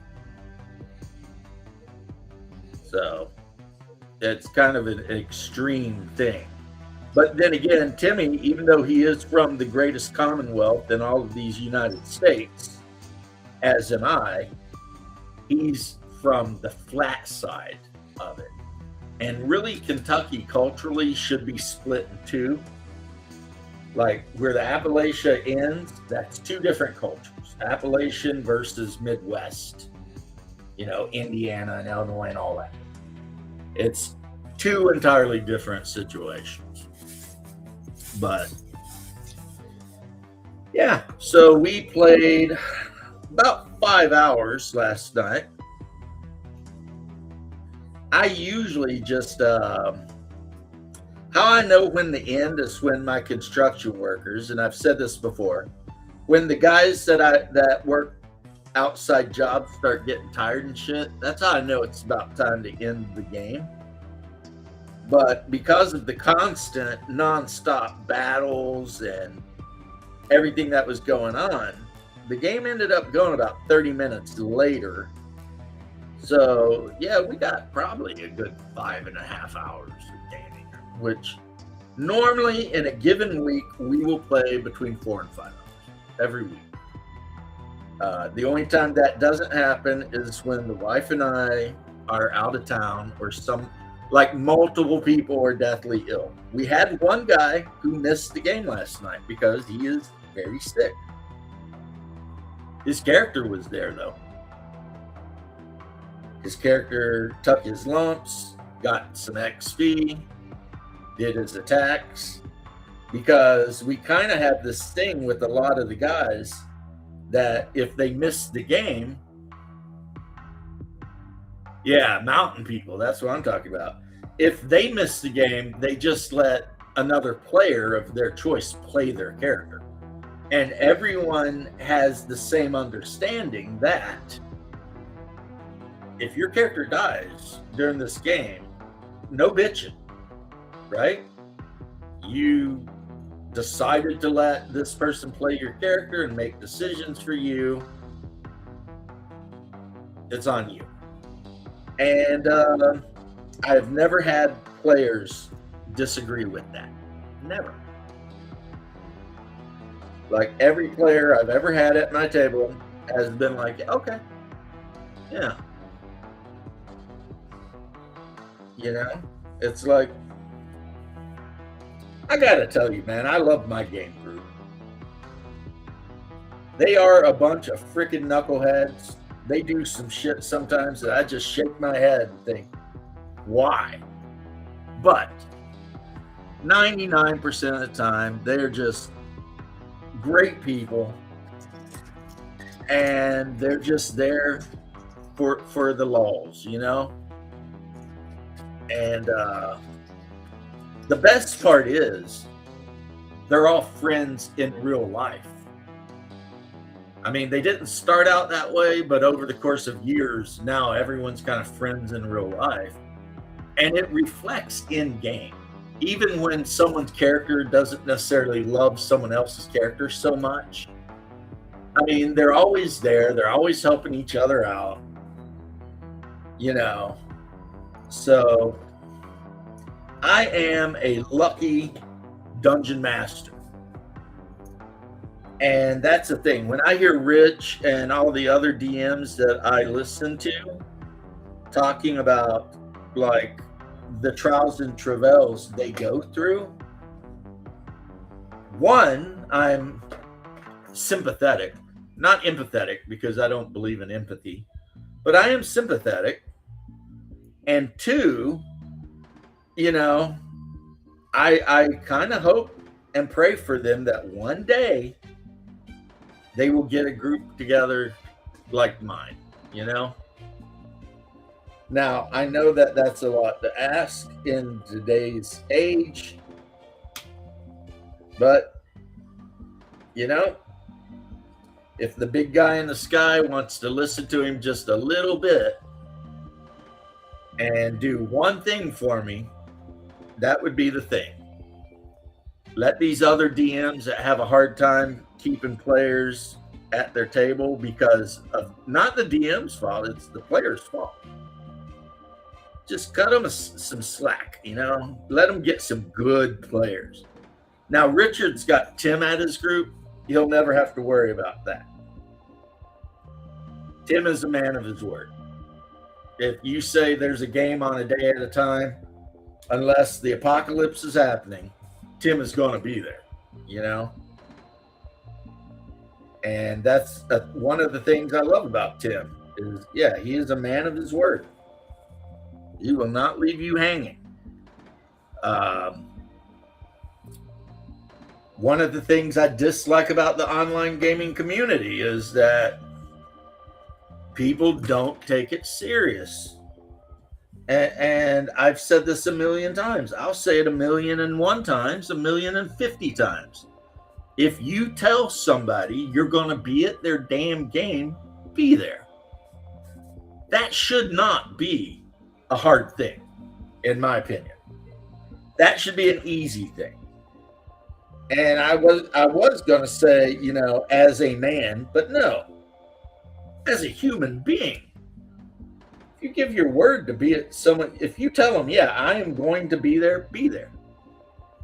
That's it. You know? There's no argument. Of course, there's addendums to that. Like if you've got serious family issues going on, then obviously. But otherwise, no shit. Like if someone were to call me and be like, hey, I'm not coming to the game tonight because I want to watch like a football game or something, I'd be like, fuck you. You can catch the score later. You know what I'm saying? You got some choices to make right now. I expect you to be here because you said you would. Now, have I ever dealt with that? No. But that's kind of the example I want to give of a player, you know, roaching out of a game, you know, over something I don't consider serious. Now, if he calls and he says, hey, my son is playing football and I have to go, I'd be like, yeah, obviously. I mean, family. I mean, come on, right? Don't make me quote freaking triple X on your ass. Family. It's all family, right? Because we all know the deal there, right? Family, obviously. But these dudes that either just don't show up at all, I mean, that is the worst, man. That's insulting. Like if I tell you, yeah, man, I'll be at your game, and then I don't even show up, that's like me saying to you, you are so insignificant in my universe that I don't even got to tell you that I'm effing you over. I'll just let you figure it out. Right? And the thing is I'm a little bit of an emotional man. I can be a little emotional about shit. And that kind of shit makes me a little emotional. Because it just makes no sense in my head. It's just like, you know, calling out with no excuse. Yeah, yeah. I'll tell you, you do that shit enough and then no one will believe you. No matter what you say. You'll be like, oh yeah, I'll be there. And they'll be like, yeah, okay. And then they'll just look at each other like, maybe, who cares? I mean, who even cares at that point, right? That's what they'll do. They'll be like, but does anyone really even care if that guy shows up? I mean, at this point, you know, you can't rely on him for shit. And if you can't rely on somebody, then I mean, and while I'm ranting a little bit, here's the biggest issue. The biggest issue I have is it's a game you want to play, supposedly.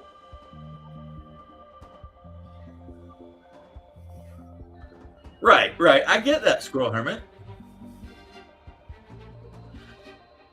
Yeah, that's what I'm saying. They don't even tell you. They don't reply to the text. It's like, to me, that is just like so childish. You know, it's like, really?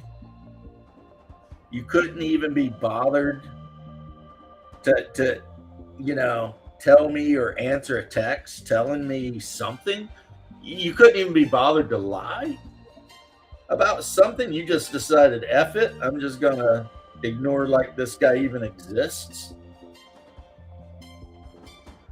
So yes, my hope is all those online players out there, and there's a lot of them, my hope is some of those people realize that when you tell somebody you're going to be at the game, you should just do it because you've got the DM waiting on you. But not only that, the other players are counting on you. They want you there, right? So it's not even, you're not just screwing over a DM. You're screwing over all the other players who want to have a good time, especially if your character is like really an integral part of what's going on. Like, you're like, okay, I'm going to join the party, I'm going to play the cleric, and then you just don't ever show up. It's like, yeah, be more of a dick. Jeez. But then again, like I said, that's my biases. That's me, you know. Other people I know share them. And yeah, it's just the way I feel like it should be. I mean, just be an adult. Show up to the freaking game. And handle business, you know. It's not that big of a deal.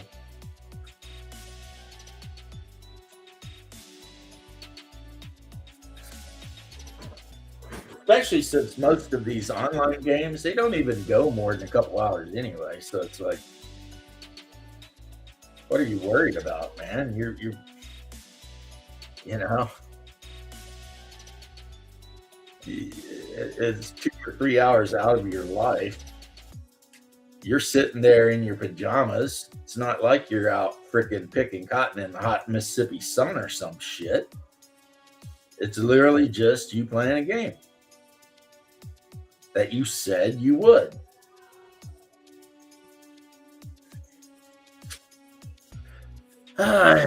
People sometimes, right?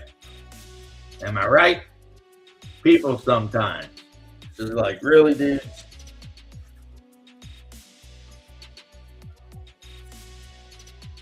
And like I said, the biggest thing too that's like annoying to me is the fact that,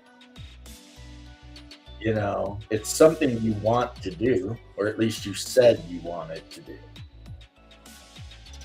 It'll never be enough. I'm sorry, guys. That song is so fucking catchy. And my wife's playing it in the next room, and I'm just sitting here like, never be enough. Yeah, I have a soft spot in my heart for those kind of movies. Like, I loved that movie. The Greatest Show on Earth or whatever. I thought it was great. For me, never, never, never, never, for me, for me. But yeah, so I guess that's just my rant on that, you know. And you know, that is one of the reasons I play live all the time, or live online. What am I saying here? I'm losing my damn mind. That's why I play at my table. And, you know, at this point, the newest players at my table have been with us for years. Like 4 or 5 years at least. I mean, and that's the newest players, and they were all recruited from a 5e group that they had been part of, and the 5e group broke apart for some reason. And one of them heard from another guy that heard from another guy that I ran D&D, and they showed up. Well, okay, they called and asked and did all the right things, but I think when they showed up, they thought we were playing 5e. And when they showed up, we were playing Adventure Conqueror King. And I've told this story so many times. When that one player in my group died of yellow mold, the look on their face was absolutely adorable. And these are grown people. They're in their 30s or 40s. Because they had only ever played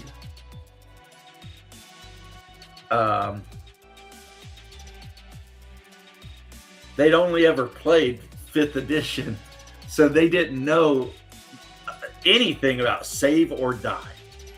They had no idea that was even ever a thing. And the assassin effed around, failed his saving throw, and died. And they were just like, wait a minute here.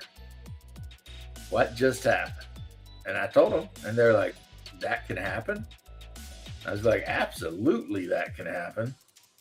And they were like, oh, okay. And then they were sold, man. You know, like you might think that as players, they might have been like, I don't want to play a game like this. No, it was the exact opposite. They were like, well, okay, then we're in. Let's play. Hell, the one lady, she almost died a week ago. She had not had an antidote potion on her. Her character would currently be dead.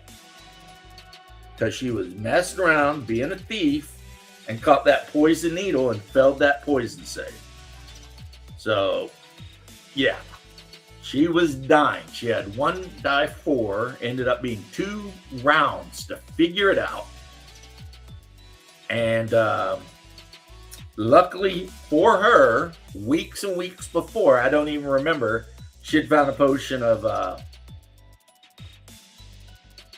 antidote, and she downed it on the spot, and so then she didn't die. So that was just a matter of, I guess, great luck, preparedness, having what you need at the time you need it. And kind of like last night, fighting the vampire, I had forgotten that she had found a potion of dragon's breath. She didn't forget.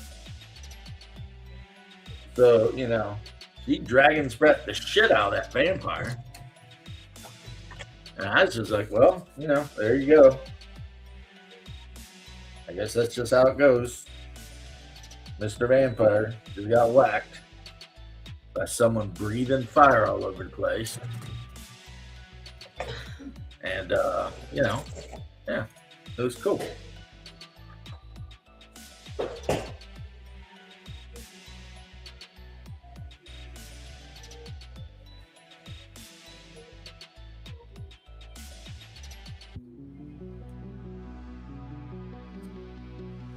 Now I'm clipping some stuff off in case you guys are wondering here. I have moved from pinning weapons, even though I do need to pin some weapons. But I've taken a quick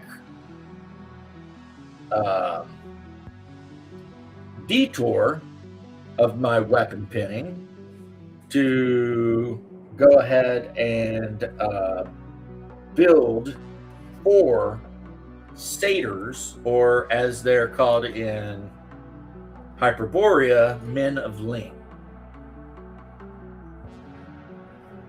And I am arming them up with their requisite swords and spears, which seems to be the weapons they like to carry.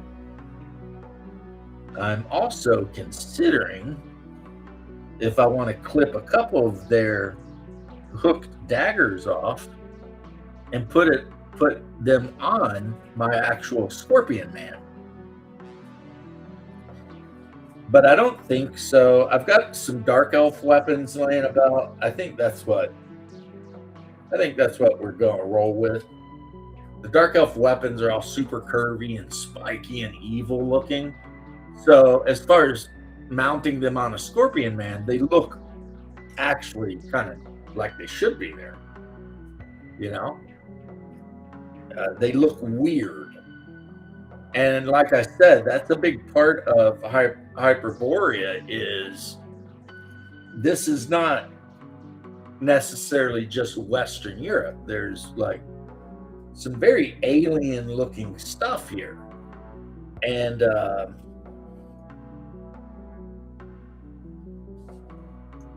you need it to look that way. So one of the things that I did that I found to be really good is I found miniatures from Dark Sun, and I've been using a lot of those for Hyperborea because of how like weird, spiky and Brahm looking they looked. Painting your new 15th Japanese samurai. Nice. I'm glad for you, brother. So do I kit bash them somewhat? Yes, sometimes I do. So like the guy that's on the cover of Dark Sun, he's got like the 2 big maces. Mine is wearing like a wolf hide cloak and he's got some pouches and stuff. But otherwise, he's just that character, Sometimes I'll put like a hide cloak on or something. Or if they have an open hand, I might throw like a spear or something on. Or a shield with a couple of javelins. I like doing that too. That come from, I think, my Dark Age Irish kit. There's like an oval shield and there's like 2 javelins sticking on the inside of the shield. And it looks like the guy holding the shield has got a hand on the 2 javelins too. So you give a guy like a spear or a javelin and then his shield's here and it's got 2 more javelins and then you can just put a sheath sword on his belt. And it kind of carries out the whole look, of this guy throws javelins. That's kind of his deal. But when he runs out of those javelins, he does got a sword or an axe or something on the belt to go to, right? And that's kind of a thing because I like when I'm kit bashing miniatures, it's like I'm telling a mini story with that miniature. I mean, at least that's how I picture it in my mind. I'm sitting here and I'm kind of looking at the miniature and I'm asking myself, who is this guy? You know, who is this guy, and what and why is he carrying the equipment he is carrying? And then I go from there. And you know, now when I'm doing monsters like the serpent men I did, a lot of times when I do those, I'm all like, okay, there's a group of serpent men. What would be in that group? So I can be like, well, there's a wizard, there's a cleric, and so I do serpent men up as wizards and clerics. And then I can be like, maybe there's a couple archer types. The archer types could, in theory, be assassins or thieves. And then I've got a couple of guys with shields and swords or spears or polearms. And those guys are, warriors of some type or other. And once I've got them all together, then I've got their little community and who does what, within their community. Because, like I was saying the other day with serpent men, even though they're 2 hit die creature, the vast majority of them have levels in a class. And even if that's just 1 level as a fighter, or 1 or 2 levels as an assassin or necromancer, I mean, you still gotta, well, at least in my opinion, I still want to make it easy for someone to tell. When I put that miniature on the table, I don't want them to wonder like what it does. So I have some miniatures that I've given staffs, and some of the serpent men that have staffs, or they have like maces or whatever, and that way, the players and everybody involved instantly will know, hey, that serpent man over there may be a caster. Because, I mean, and then I've got this one serpent man, and he's equipped with 2 daggers. Well, a 2-dagger fighter, that serpent man is probably an assassin or thief, So, yeah, that's a big part of my kit bashing thing is I want things to make sense, and I want them to look the part. I want I want anyone who looks at it to be like, yep, it's pretty obvious what this guy's whole deal is. Now, I'm not saying I can't swap that up, because the nature of Hyperborea, any class, as it levels up, can, in theory, learn to be proficient with any weapon. So you could absolutely have a wizard hit level 4 and decide he wants to be proficient with a polearm. I don't think that's a great idea, but you could do it. So even though I've built them the way I've built them, there's still wiggle room, to do stuff. Now, I've already said what I would do is wizard, 2nd highest attribute dex, and as soon as I hit level 4, longbow. Now, that is a power gamer move, but it is kind of what I think I would do if I played wizard. That way, once you hit level 4, whether you're casting spells or not, you can kind of hang out in the back and lob arrows at people from distance. And I'm a fan of that. As someone playing a wizard, yes, I'd be a huge fan of being nowhere near the enemy, if at all possible. And in a lot of fights where I don't need to go all hog wild with the magic, I become a pretty good backup archer. especially if I've got a bonus because of dex. I mean, I might not be as good as an actual warrior with that bow, but I can still, in Hyperborea, the way it works out, yeah, I can still land an arrow here and there, right? And so that becomes a good idea, unless you want to go crazy and go with like a heavy crossbow. Half the attack, actually, yeah, definitely half the attack, but a guaranteed like 3 damage every attack. Because the heavy crossbows do 1d6 plus 2 damage. So, yeah, it's raining here, Squirrel Hermit. It is raining. It rains every day around 4 and 5. I mean, because, Florida has 2 seasons, and those 2 seasons are the rainy season and the dry season. That's just kind of what it is. And we are currently in the wet season.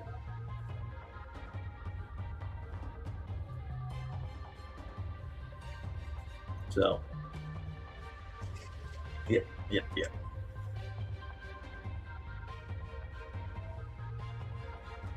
Trim off these guys. Make sure there's no, make sure we ain't got any lines in there, any mold lines or anything that's going to mess with our contact points. This guy, I gave him a cloak, a falchion, and a spear.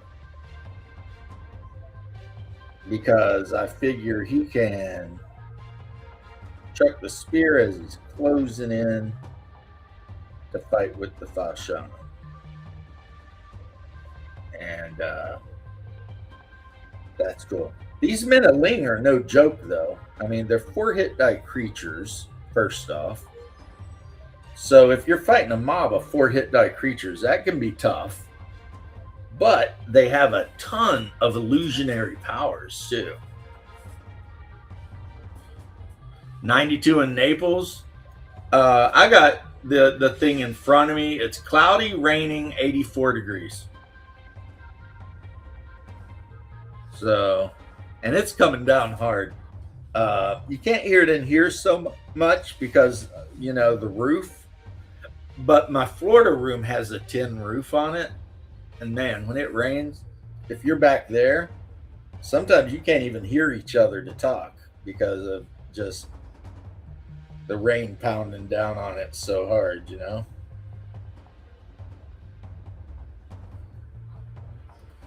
So, I don't know how well you'll be able to see this, but this is my satyr guy. And you can see he's got a spear, and he's got that weird, like, Greek hooked knife that they use. And I'm getting ready to glue his tail on because I've got his little goat tail or whatever tail right here. These miniatures are made by War Games Atlantic. My wife loves War Games Atlantic. I will tell you that. Now, she may not know she loves it, but I'll tell you what, anytime I have a birthday or something, or Christmas or something, you can almost guarantee I'm getting a box or 2 of War Games Atlantic figures.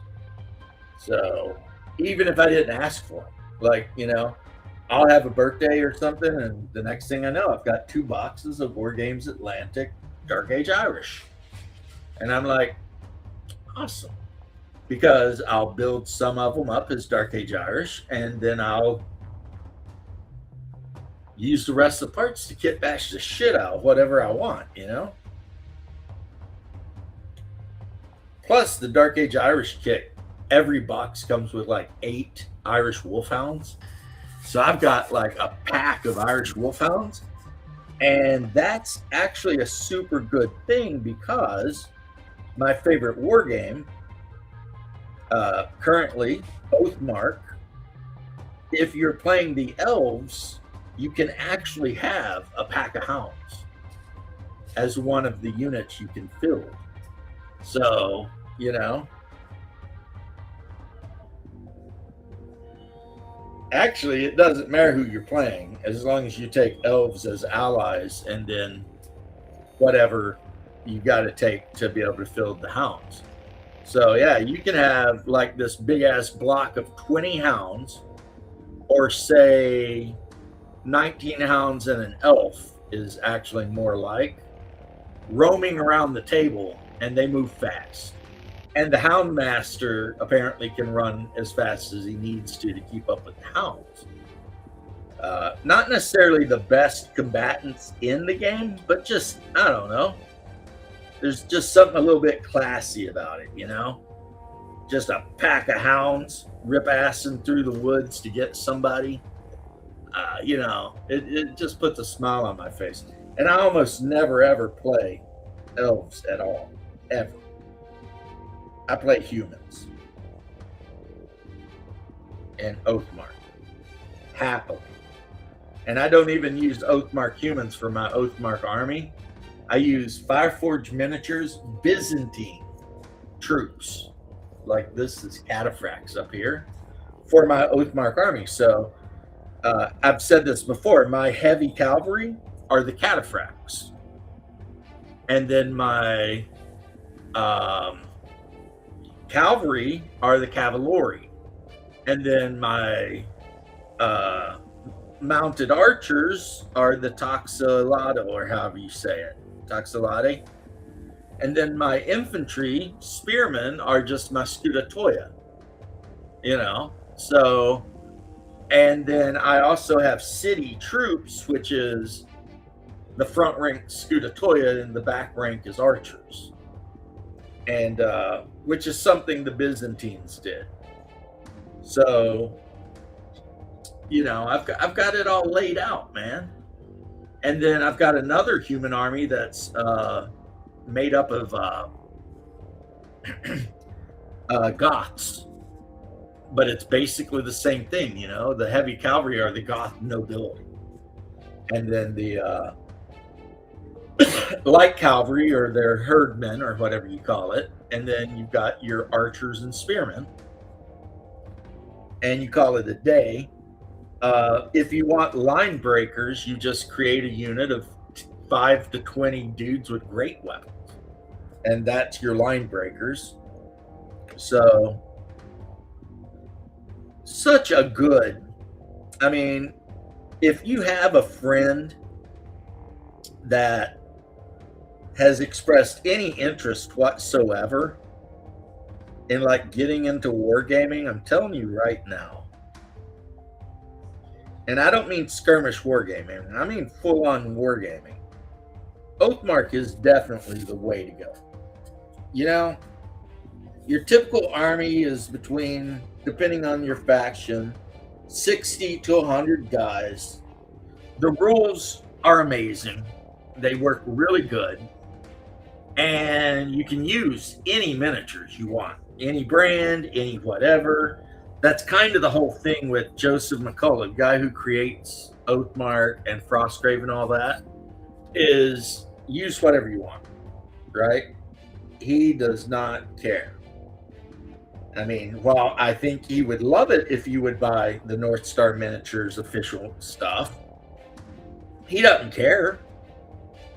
And I mean, the guy's really approachable. You can talk to this guy on like Facebook and all over the place. I mean, you know. And so if you have historic armies for like other games, but you've got a buddy that's not interested in playing historic, right? He wants to play elves. Well, pick up Oathmark. Use your Knights Templar army against his freaking elves. You know, like I'm always kind of bragging a little bit about my massive Warhammer Fantasy Dark Elf army. Well, I can use that in Oathmark. You know, I just built an elf army, and then Witch Elves are my light infantry, and Cold One Riders are my heavy infantry. Dark Riders are my mounted archers, And then the standard warriors with spears are my spearmen, and the standard warriors with hand weapons, they're my standard infantry. And then repeating crossbows are my archers, you know. And if I have some repeating ballistas, then that's just ballistas, right? I can have a hydra or a dragon if I want, and it's fine. The game allows for that. So, like your executioners or whatever, those would be like line breakers. The guys with the giant two-handed swords, yeah, those are your line breakers. Their whole deal is to close with the enemy and just crush through the line, you know. So they're a little bit fragile, but you know, they hit like a ton of bricks. And plus they look good. And if you have them supported with other units, then you know, you can rock somebody's whole world with that.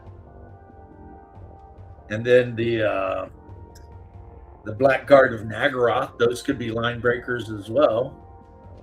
I don't know if they added a unit with pole arms, but the Blackguard would definitely have to be an elite thing, you know. And then if you have Corsairs, you know, they would have to be raiders or scouts or something like that. And then if you're playing Frostgrave, the same deal, you know, you could use Dark Elf Sorceress and say she's a necromancer or something, and then have her surrounded with, for thieves, you could use Witch Elves, you know, especially the ones that only have one dagger in their hand, or you could just build them if you have plastic Witch Elves, build them with the one dagger, and there's your freaking thieves. And for thugs, Dark Elf warriors with just a hand weapon, right? And then for knights, just the heavily armored Dark Elves with like sword and shield. And then for Templars, Dark Elf executioner. And you can take it. I mean, archers are easy. You got a Dark Elf crossbowman, and so you could make your whole. And I honestly highly suggest this. You could make your whole Frostgrave army just out of whatever miniatures you have laying around. You only need 10. So if you've got 2 sorcerers, like a greater and lesser sorceress, and 8 random Dark Elf figures equipped with daggers and hand weapons, you're good to go. You are ready to play. And the same if you have the same, but it's high elves. You're still good to go. You're ready to play. Knock yourself out. Do your thing. That is, like I said, the main reason I like all of the Joseph McCullough games, because they're just so freaking easy to get into and play. They require next to nothing, you know. Buy the freaking rule book. If you are a gamer, you probably have the miniatures you need to play the game already. You know, you already have the miniatures that you need sitting in your house doing nothing, man. That's why I say grab a friend, convince him that, you know, playing Frostgrave is awesome, and then get to it, man. Plus, all of the miniatures that you use for Frostgrave, you can later use for Hyperborea. So, awesome, right? I mean, even the Dark Elves, as long as they've got their big helmets on and you can't see their ears, you can just say they're Hyperboreans. So, yeah. So now that I've waited long enough for the super glue to dry, I'm going to attach the weapons to the Scorpion Man. I think this is the last one that needs weapons too, and then it's time to paint. And the Scorpion Men are going to be relatively easy to paint because all of their scorpion parts are black. And then their human parts are human colored, you know, like pale, I think, with whatever color hair.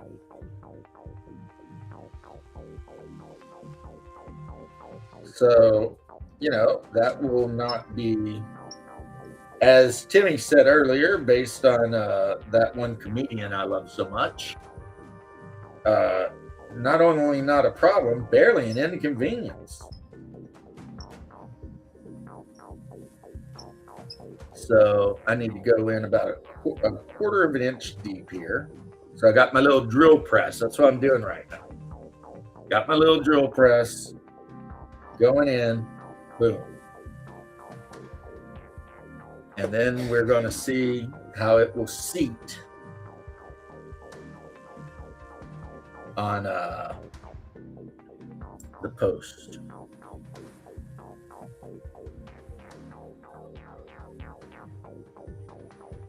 Okay.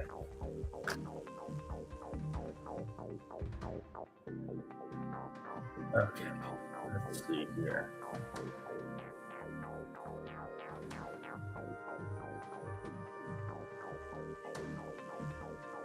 It sounds like the wife is watching one of those things where people sing and then they try to get contracts.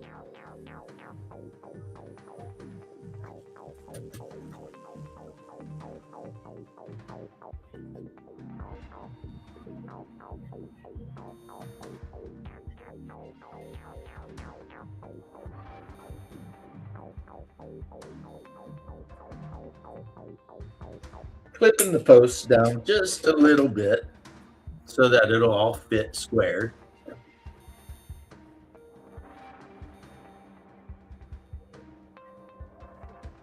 And then set it on there.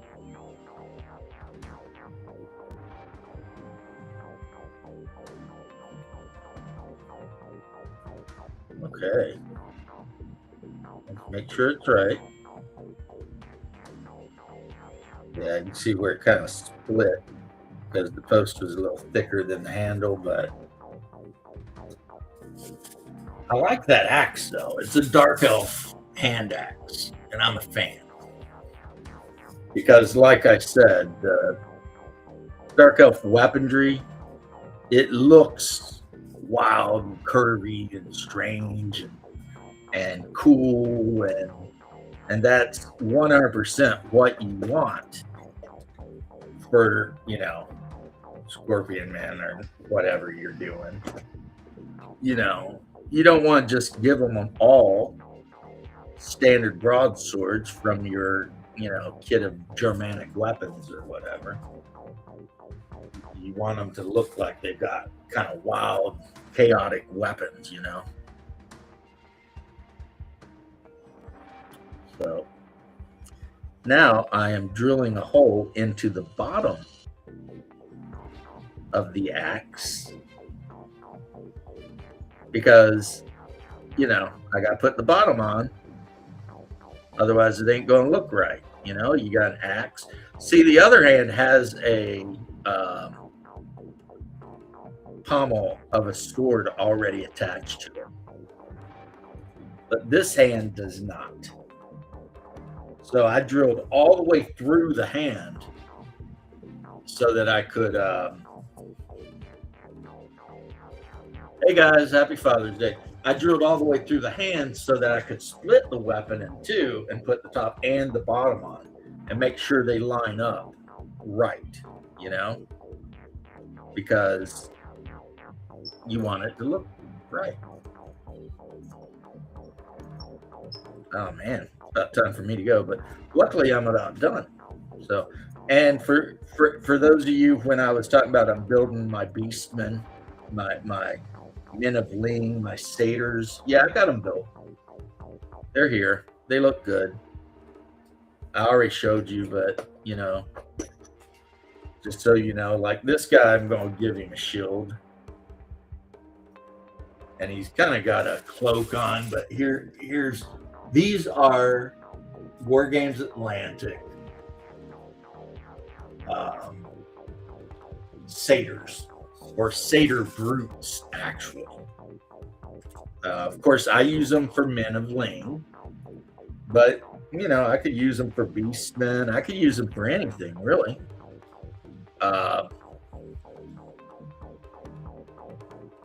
That's the beauty of it. I could use them for a Frostgrave army if I wanted, really. Like I was talking about. I mean, there's nothing stopping me.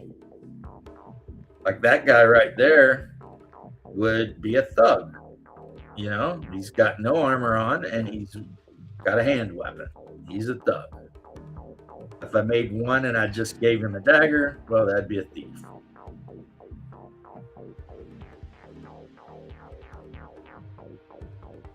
Try to get this on here, right? There we go. Yeah, that's about even. So you see he's got bottom and the top of the axe there. I think, can I still twist it just a little? Yeah. Yeah, there we go.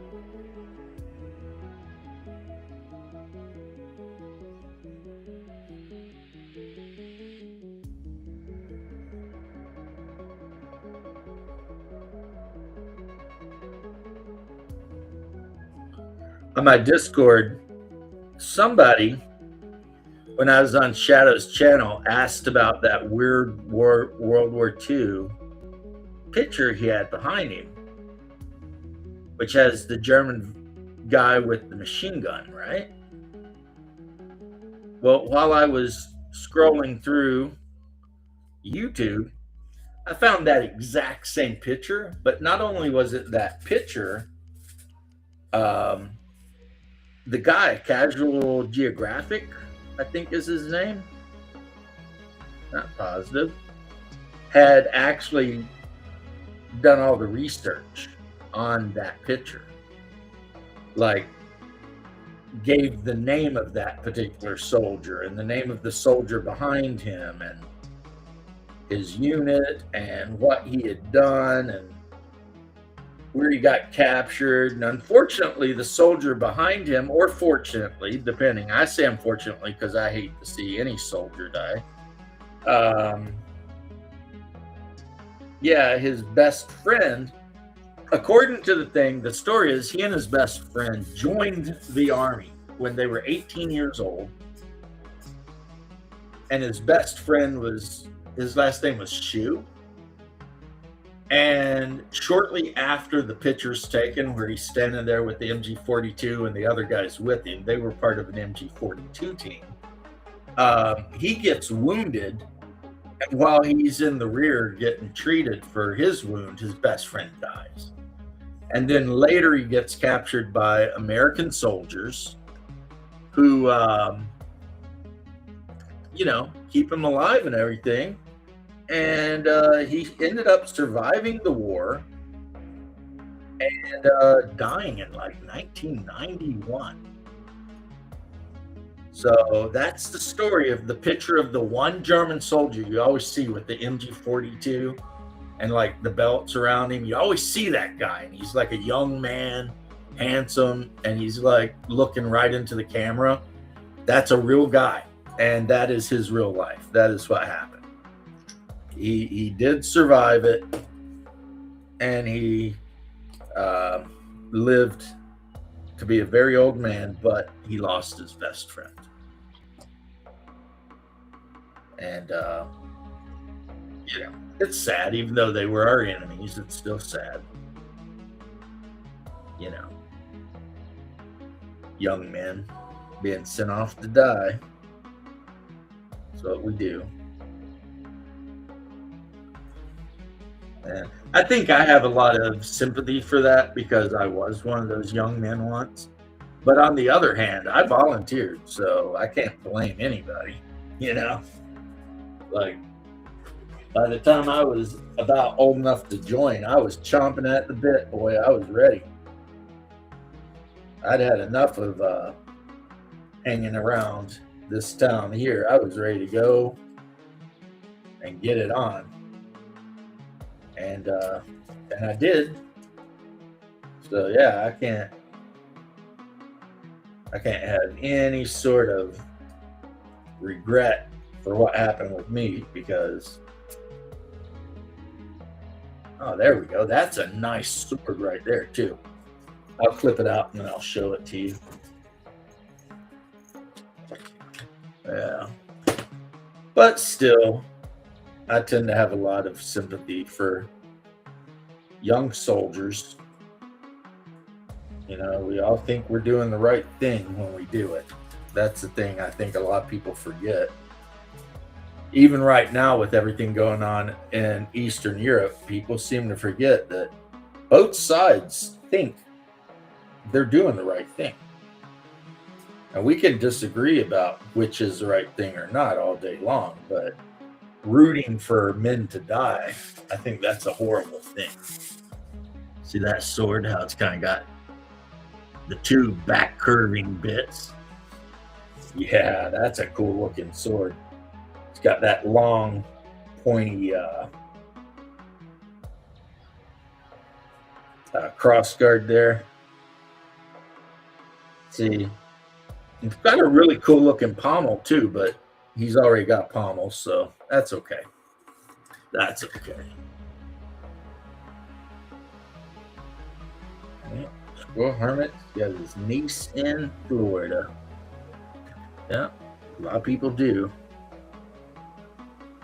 I wonder, like, what the actual percentage of people that live in Kentucky, Ohio, Pennsylvania are that have relatives in Kentucky. It's got to be high, right?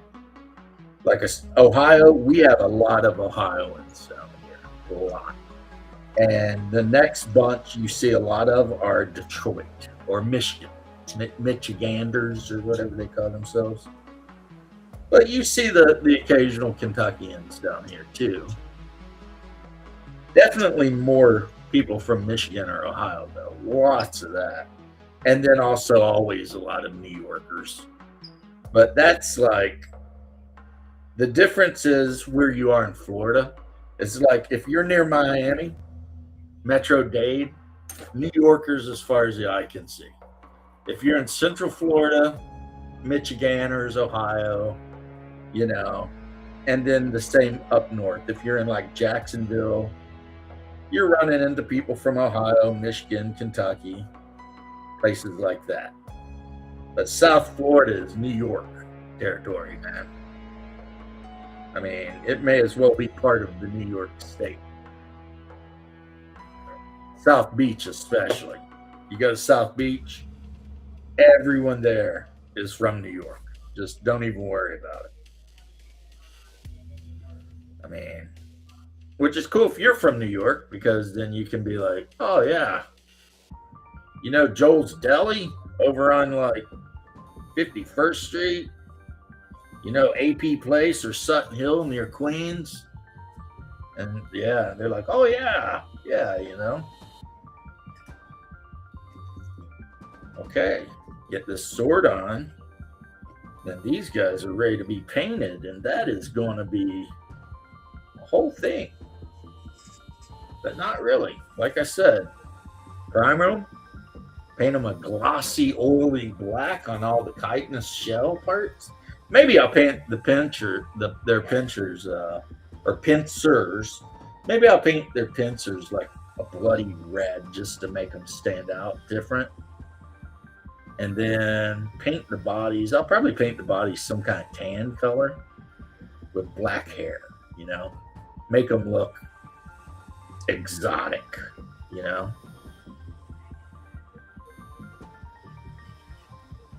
Of course, then again, I might have to look at the lore and stuff, because if the Scorpion men are at all related to maybe a cursed branch of the Hyperborean bloodline, then they should be very pale with white hair. And I'm not 100% sure how that works out. Are the Scorpion Men part of a cursed bloodline or what? What's going on with these guys?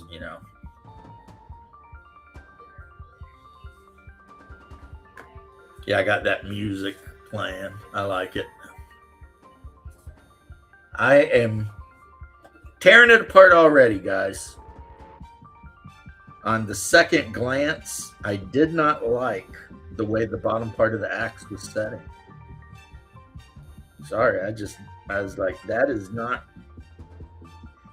not meet my exacting criteria. So what you do? You tear it off and you make it meet it. You're like, look here. You're going to line up or not. But actually, you are, because you have no choice in the matter, right?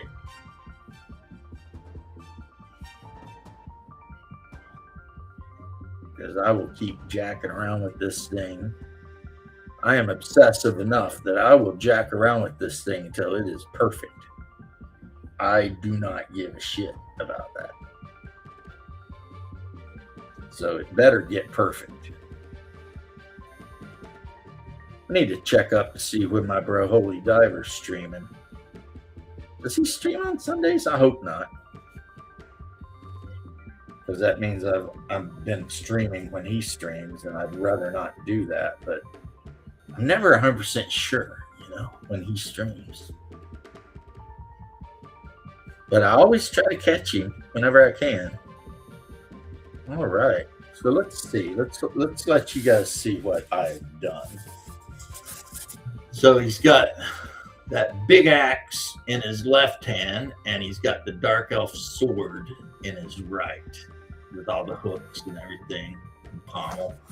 So now all I need to do is take my scorpion body and put a little dab of glue on it and get that torso in there. I thought about changing their heads and stuff, but the way the hair is like sculpted into the torso, that would have been a huge ask, So I decided to just let them be, even though that's not my initial thoughts. If I have any armored pauldrons or stuff laying around, I may throw some armor on them, though, on the human parts. Just, maybe throw something on their belt. Oh, I know what to throw on the belt, too. I know the perfect thing to throw on the belt. Like one of them, the leader, I actually did change out the whole torso with a Goliath from WizKids. And I changed out the claws and everything to make it look like extra, like bastardy or whatever. So this is the leader, the big ass claws. Right now he's got a shield on his belt, but I've got a couple of animal skulls that got like big horns and everything. And I'm wondering, maybe I will do a little jiggling and see if that might look better, having this big like bison skull as a belt buckle. I mean, like right here it is. So if I were to drop that in there, I mean, that would look pretty badass. So I am going to go ahead and pop that shield off. Wasn't glued on very well anyway. And I'm going to give him a big Texas belt buckle, This guy's got a big longhorn steer belt buckle. Kind of looks like the Vindo that had the horns of power in the 13th Warrior. You've got to kill the mother, but you also have to kill the leader. He wears the horns of power. Yeah. I watched that movie last night. I probably watched that movie more than any human being ever should, if I'm honest.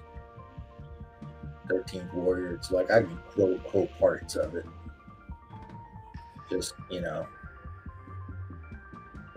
for no reason. It's came in handy a few times, though. Like if, I'm on Twitter or something and somebody says your mama, a lot of times I'll post back, my mother was a pure woman from a noble family, and I at least know who my father is, you pig-eating son of a whore. And a lot of times, depending on who's talking shit, that will end the shit talking, because though if they recognize the quote, they're just like, okay, that was good. What are you gonna do? You gonna fight with some guy after he just laid that quote on you? So anyway, since this is supposed to be like a leader type, see, he's got that big freaking big horned thing hanging off the front of him. Yeah. So you guys were with me today on this day, Father's Day of 2026, when DM James, after months of working on it, finally has assembled completely every one of my scorpion men. Yep, mark your calendars, guys. Now hopefully we can get them painted. Anyway.